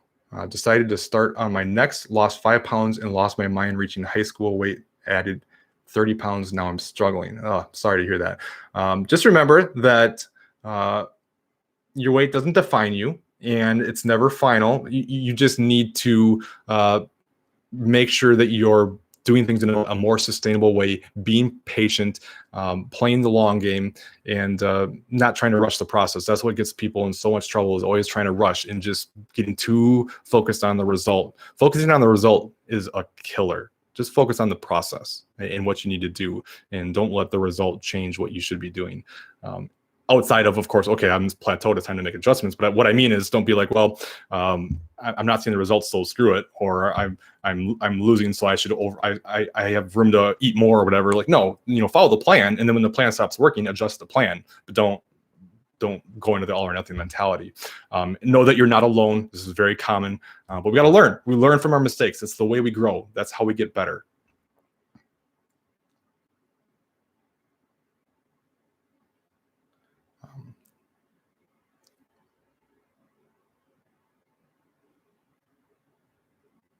Thank you. Yes, balance is everything. I would have been lost without your content. Oh, wow. You've helped me completely change my mindset. I've put in 15 pounds of lean mass since I found you, and I'm so much happier. That's awesome. That's awesome, Dana. Very happy for you. Very happy that I could be a part of that. And thank you for the feedback. It really does mean a lot to me.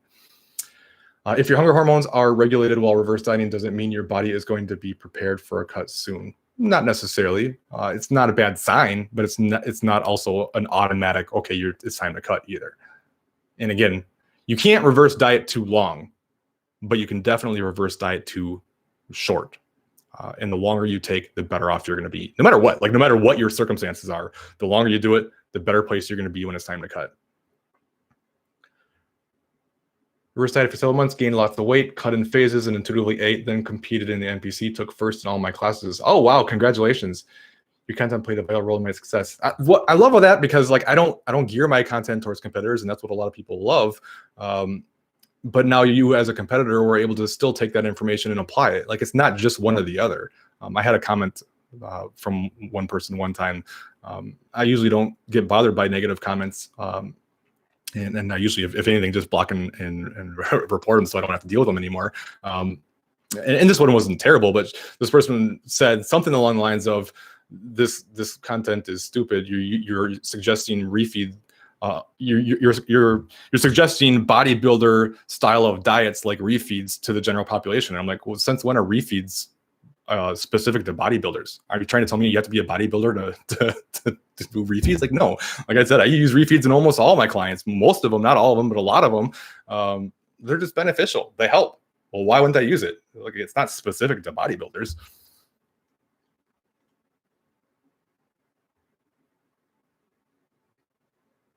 Oh, here we go. Okay, so I didn't scroll down. So Kelly weighs 132. So yeah, that's a lot. I mean, what 132 times 1.2? So the most I would typically put you on is about 160 grams, but I would usually be more around 130, 135. But again, that doesn't mean you can't eat more. If you like more and it helps you feel full, satisfied, doesn't bother you, do it. There's nothing wrong with that. Just don't eat 200 protein because you think you need to. Some bro coaches are out there you double your weight in protein. Oh my gosh.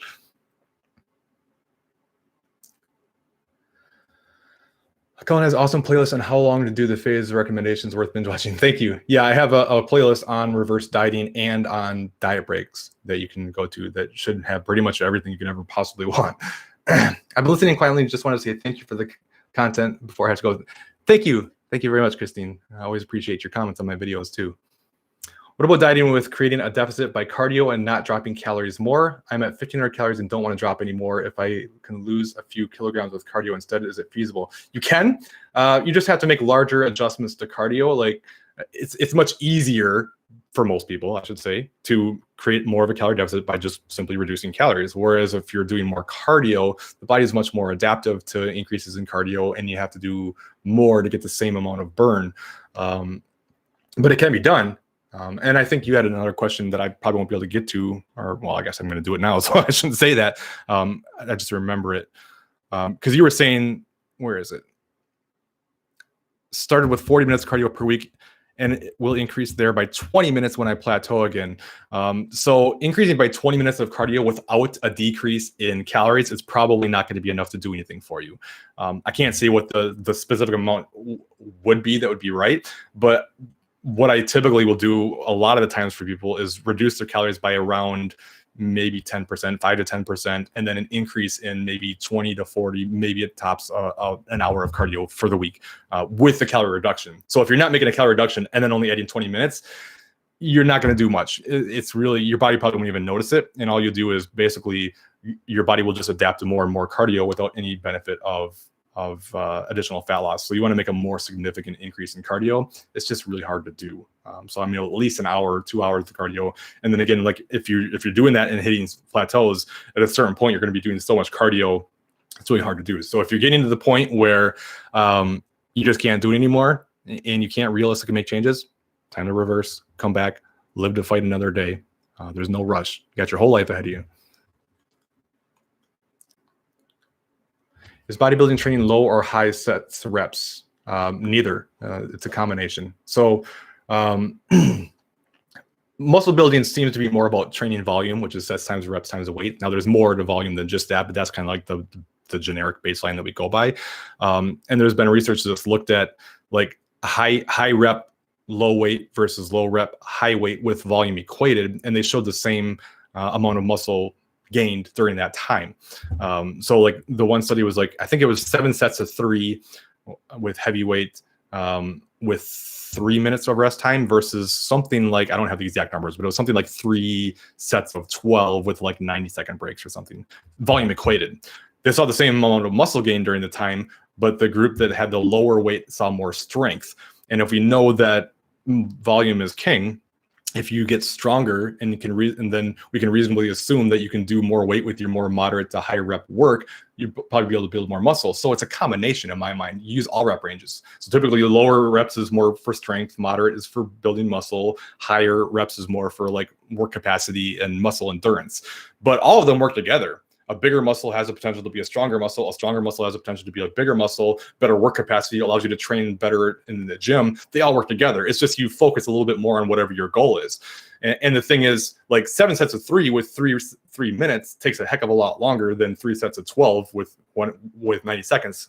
So as a bodybuilder, do you want to be doing all this heavy work all day long, or do you want to get in and hit your volume in a quicker amount of time? Right. And plus there was a much higher dropout and injury rate of the 7 sets of 3. But if you're a powerlifter, you're gonna be more on the strength side of things. If you're a bodybuilder, you're gonna be more on the moderate rep, but they all work in tandem and you can build muscle on any rep range. So it's not one versus the other. How much weight gain generally on a reverse diet? I just did a video on that. That's literally the most impossible question to answer. And I'm not saying that negatively.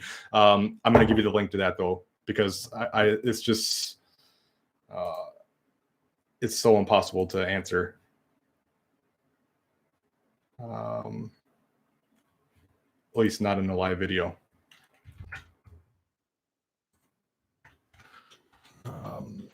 How much weight gain reverse dieting? Sorry for not going more in depth. 55.2 average 1,300 calories and I have to make myself eat most of the time. Lower calories doesn't seem to make a difference either. Advice. Something's not clicking with me. I have to make myself eat most of the time. Lower calories doesn't seem to make a difference. Well, what are you asking me? Are you asking,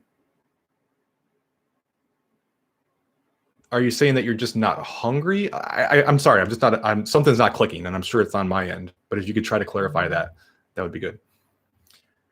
I'm trying to do 3 weeks of dieting and 1 week diet break, period week. Yeah, that's not a bad strategy. It's been helping so much mentally. I'm not as food focused, enjoy the cut so much more. Thanks for your information. You're very welcome. That's a strategy that I implement with some of my clients too, especially the ones that have really bad cravings and struggle to stay on plan during their period week. It's like, it's coming every single month. Why not just plan it that way? 3 weeks of diet, 1 week of diet break, so you can enjoy more food during that time.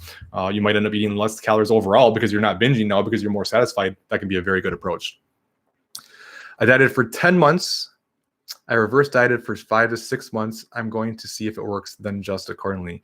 You're playing with fire. If you dieted for 10 months, I would really recommend going 10 months before jumping into a cut. I'm not saying it's not possible. You might be able to see results, but it's a gamble, and it's a gamble that could set you back dramatically, especially if you don't get out right away, if your body doesn't respond. Coach, do you think you'll hit my question during the stream? Let me find it right now. Sorry, bud.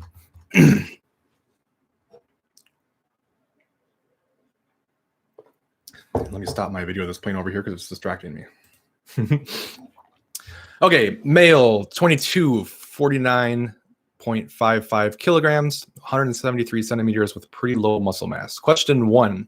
If you're reverse dieting out of an extreme diet, currently aiming for 1,300 calories, started at 1,100 on February 24th, and below predicted maintenance, should you eat to hit your caloric target to try to regulate hormones, even if you're not hungry and going to sleep soon after, so wouldn't need as much energy? So first of all, let me address this. Whether you eat before you go to sleep or not means nothing.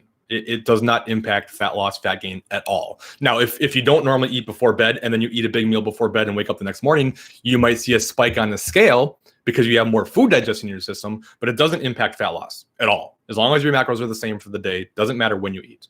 So let me be very clear on that first. And then, yes, I would absolutely recommend that you hit your calorie intake, even if you're not hungry, and especially if you're concerned about doing it before sleep. Unless eating before bed impacts your sleep, then you might not want to do that. But you still would then want to try to make it up earlier in the day.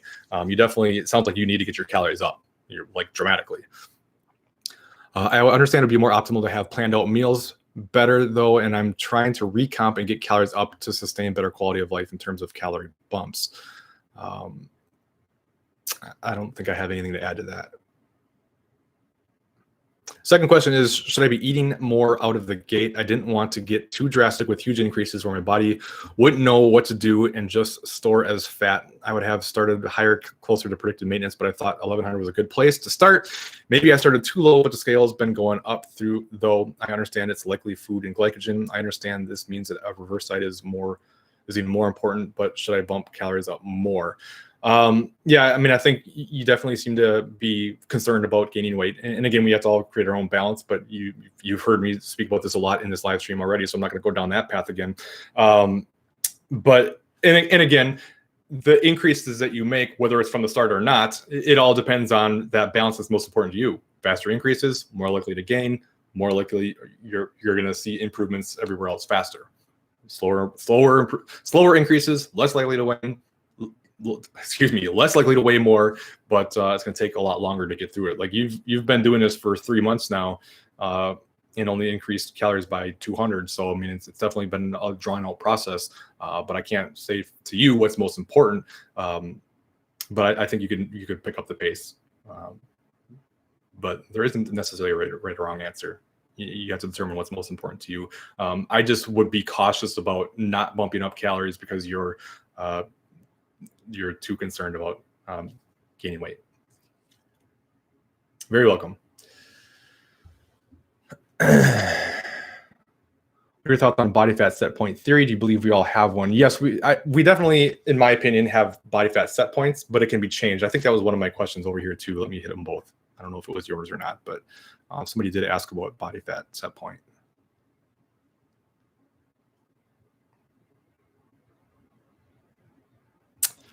Is there a possibility to change body fat set point? Can you lose, say, 5 kilograms and then stay there for 6 months, then go again and lose another few kilograms and keep doing that and lower your set point without triggering your metabolism too much?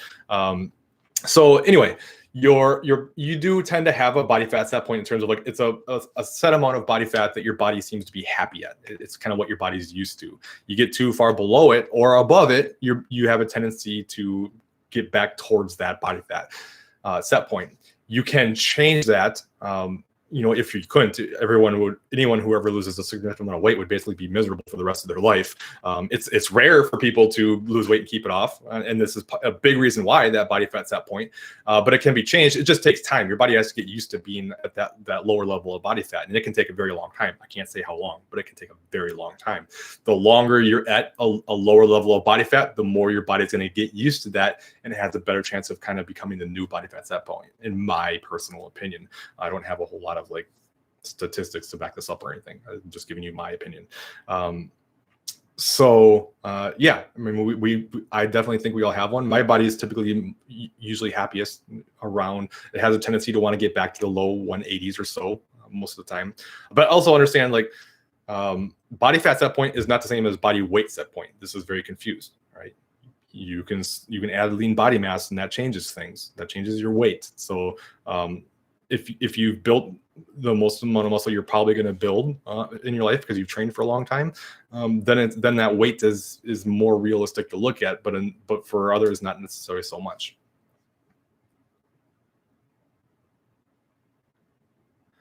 My BMR is around 1600. I'm already at 1300 with struggling to eat that much. Low hunger, nothing is budging. Okay, thank you for the clarification. So first of all, your BMR is not 1600 if you're maintaining on 1300. Your BMR would be even lower than 1300. I'm assuming what you mean is your predicted BMR is 1600. But your maintenance calories is whatever calories you maintain on, right? So if you're maintaining on 1,300 calories, that's your maintenance calories, regardless of what any calculator might say, even if you take tests and stuff like that. Side rant. But if you want to get your calories up more, which it sounds like you probably should, I do have a video on this too about not being hungry and how to do it, but I'm not going to give you that. Here's some things you probably could benefit from. One is eating higher calorie dense foods, things that aren't so filling. So a lot of times people struggle to get more calories in because they're trying to get all their extra calories in through like vegetables. Like you can only eat so much broccoli. If you keep increasing more and more broccoli, you're going to be bloated, feel really full, and things like that. And it's going to make it really difficult. So you need to start including some things that are less filling, and you don't necessarily have to eat junk food. Like you can have some, of course, and allow that to help. But even if you want to, eat more whole foods, you switch some food sources around. So instead of like brown rice, eat white or jasmine rice. Instead of like whole wheat, more bread type, pasta type products, eat regular like white. You know what I mean? Instead of a baked potato, a russet potato, or instead of a sweet potato, you eat like a baked russet potato. Things like that. Substitutes that aren't so filling. So like the clean foods are helpful in a cut because they help you feel full. But now as you're trying to increase calories, if you try to do it through all clean foods, it just makes it really hard if you're not hungry. So eating less calorie dense foods, including more things like drinking some of your calories, whether that's a protein shake to help get protein in without being so filling, maybe like an intra workout drink to get some carbs in quickly, things like that will help you get your calories up. Hopefully that helps. Wait, exactly. So why exactly do you have to reverse diet as long as you diet? Well, you don't have to. That's what I recommend. And I'm making that recommendation based on the case studies that were done on people who dieted into a show for a certain amount of time. And it took that long for their hormones and metabolism to get back out again. And that's something I've noticed in clients too. A lot of times, if you don't go at least that long, they don't respond very well. So that's why. And again, it doesn't mean you can't. You're taking a chance. I wouldn't recommend mini cutting either. No. You definitely don't want a mini cut before at least that same time frame has passed. You're the best. I feel like it's one of the things where you know what you need to do, but need confirmation. Yeah, I hear you. And then a lot of times too, it's like sometimes you have to hear the same thing a lot until it finally clicks too. Like, and I've had people tell me that before. Like, I've heard you say the same thing 150 different times, but for some reason I heard it this time and it just clicked. It all makes sense. Like sometimes you're just not ready to receive it until a certain time, and then when you do, it clicks, even though you've heard it so much. That's very much a thing. Thoughts on 1 free day per week? I'm over 95% consistent in tracking for 8 months, deficit for 4, reverse 4. I want more free days, knowing they won't ruin progress. Reverse is harder than loss. Yes, reverse is usually harder than losing, both for physiological and mental reasons. Yeah, you can definitely do a free day per week. It's a little more dangerous this close to your cut because you haven't reversed very long. So your hunger hormone, your hunger signals are still messed up. And you're just mentally not in the best place right now. So it can be much more easy to overdo it. That doesn't mean you can't. It's just something to be aware of. I'm all for free days and just allowing a day of not tracking. You just want to keep it reasonable, right? Like even if it's enjoying something that you wouldn't normally have, that's more calorie dense, and just having that and being good, that's fine. What you don't want to do is have a free day turn into a free for all. You don't want it to be like, well, I'm off plan today, let's get as much in as I possibly can and before I start tracking tomorrow. That's when you're going to get in trouble. But you might want to wait a little bit longer, at least until you start feeling hunger signals improving some. In the meantime, what you could do is structure your calories in a way that gives you a day of higher calories that you can enjoy more. So maybe you take away 100 calories for 6 days a week to give 600 calories for that day. And then you can plan a bigger meal if you want. That might be a strategy. No right or wrong answers. It's always up to the individual. Would you make a jump from 13 to 1500 right away? I wouldn't if you're trying to maintain as much as possible since you've already been increasing, but I would at least start doing like 50 calories per week or so, as long as judging based on how much weight you're gaining during the process. But I would at least start getting it moving. I have an autoimmune disorder, so I'm paleo keto close to carnivore. Yeah, so yeah, it's definitely a challenge for sure. And you definitely need to work with any physician on the nutrition side of things. So not a whole lot I can say to that other than I would still think, and don't take this for word, but can you still make some of those substitutions? Like I said, like instead of brown rice, maybe you can do white rice and things like that. That might be helpful. If you can't, I don't know. I'm not giving you any kind of medical advice or anything. But if it's something that you have to eat those types of foods, then the only thing there is to basically force it and get your body, make it get used to it, or try to play around with meal timing. I said earlier in the live stream, I think a lot of times our hunger signals are cued by our normal eating habits. So if you normally eat 3 meals per day, switching to like 5 or 6 meals per day, eating more frequently, but smaller meals, that might trigger some more hunger. So you could try playing around with your meal timing and see if that helps. It might make it worse, but it might help. Body fat's at that point, how much do you change it? I'm at a naturally higher number and I want to be leaner, of course. I can't really answer that. I mean, your body just kind of, if you stay the same weight for a long time, then your body eventually will get used to that, I guess. You are awesome. Oh, thank you. I watched your reverse video, but need to watch it again. The mental part of the reverse is hell. Thanks for keeping it real. It is. It's not talked about. It's like so many people, and I'll almost always, whenever I start a reverse with a client who's finished a cut, I'll do a video for them, and I'll say, hey, like, okay, you did awesome. That's great, but listen, we're starting the reverse now.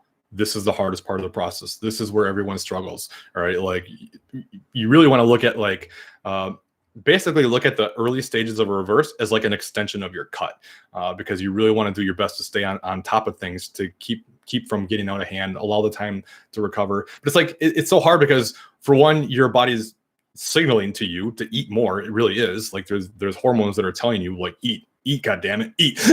and it's a struggle. But then on top of that, the mental shift is, okay, before you could deal with hunger because it's like, okay, I'm working towards my goal of fat loss and it's to be expected. But now the shift mentally goes from fat loss to your goal is literally now eat more food. That's actually your goal. So now you're mentally focused on eating more. And it's like where your mind goes, you know what I mean?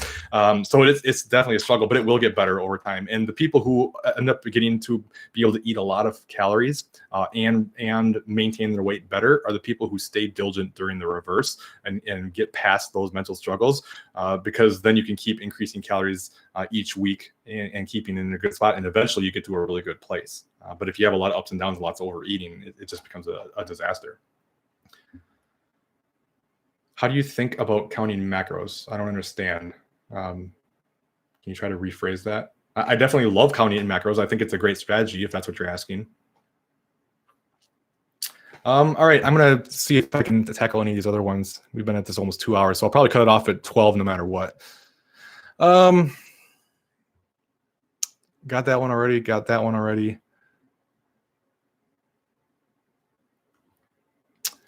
I'm on a diet of 700 calories daily, and I do a lot of cardio. Now I want to increase my calorie intake since I feel weak. So should I start reverse dieting now? By the way, I've been in and out of yo-yo dieting for the last 4 months due to which I am scared of increasing my calorie directly. What should I really be doing now? Absolutely, you need to reverse now. The writing's on the wall. Your calories are extremely low. You're struggling with binging, it sounds like, or at least overeating and having lots of ups and downs. So you're not able to stick to the calories. You'll probably actually end up consuming less calories by reverse dieting than you would trying to force this low calories and having lots of ups and downs. But your hormones and everything are out of whack. It's time to reverse. And then, as I've been saying this whole life, you don't get too caught up in being afraid of gaining weight, and focus on the positives that come from this. It's time, without question. Will I see a difference in body comp if I increase protein from 150 to 200 per day, keeping calories the same? I'm 70 kilograms, 11% body fat. Not necessarily, but you will create at least a slightly bigger calorie deficit just because of the extra thermic effect of food you get. So your calories are the same, but you're eating 50 more grams of protein, so you're going to get a higher thermic effect of food from those same calories. So it could perhaps, it's like if you're stalled, maybe that'll help get things going. And I've seen that before. Usually it's when people are at a suboptimal level of protein, which you're at an optimal level already as it stands. But it's possible just by getting that protein up, you could see some positive changes. And I've seen it happen before. I'll have people kind of report their normal intake to me. We'll track for a week to come back. Here's what it looks like. Take that same average, give them the same average calories, get that protein way up, and boom, they start losing. It can happen. Protein is so underutilized and so important. So it can help. You're not going to use that extra protein towards building muscle or anything, but it'll help you feel fuller, and it has that thermic effect of food. Yes, sir. Please make a video on skinny fat. I believe I have, actually.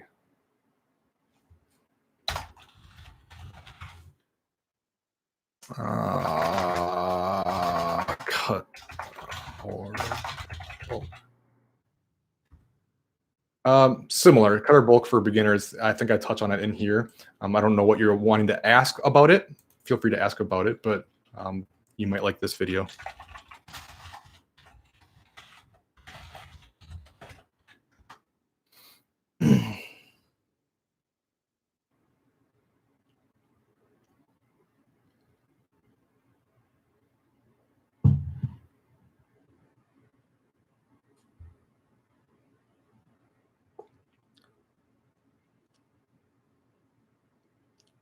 So I'll say this about the skinny fat thing, and I've actually been that before. I think a lot of people who are skinny fat think that dieting is the answer, and it's actually the opposite of that. I mean, it's possible that you especially as a beginner, you could build muscle and lose fat at the same time. But what's really going to make the significant improvements is to go through a good muscle building phase, eat in a slight calorie surplus, optimally build muscle, build that muscle you're looking for, and then cut down the road. That's going to probably be much more likely to get you where you want to be versus trying to diet the fat away. You feel like you don't have any muscle. Going into a diet is not going to help that, and you're not going to make much of a muscular frame by going into a diet. You want to build first and then cut after. Any tips on adding fats to diet? I just don't like oily foods. Well, it depends what you do like. So nuts, seeds, avocados. Let me bring up my macro list.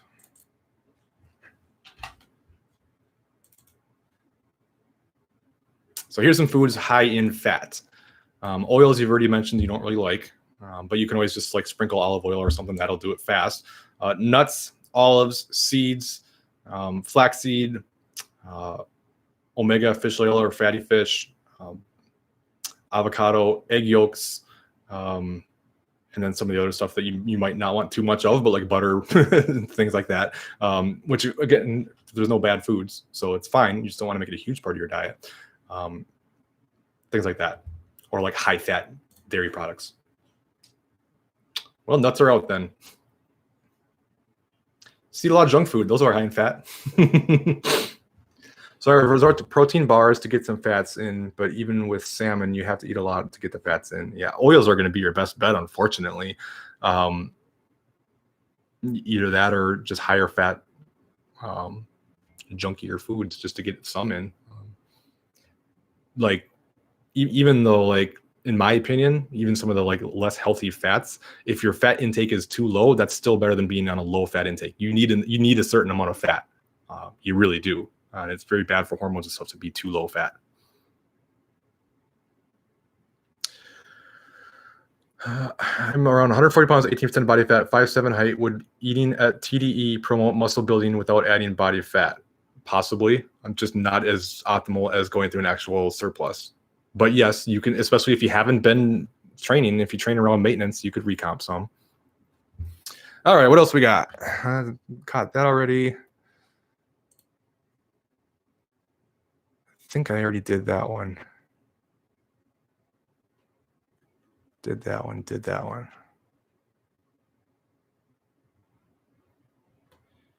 Yeah, Liza, I already got that one. All right, I think that's it. So, wow, 2 hours almost on the on the nuts. So thank you guys very much for tuning in, and I really appreciate it. I appreciate all the support. I really appreciate all the kind words that you guys say, and I got a video coming out next week, probably Tuesday, maybe Wednesday at the latest. And it's going to be about how to create a healthy relationship with food. So if that's something you struggle with, definitely keep an eye out on that. I hope you have a wonderful weekend. And let me see, anything else? Yes, fats are absolutely necessary, Jake. They're an essential nutrient. Like actually, carbs are technically not essential.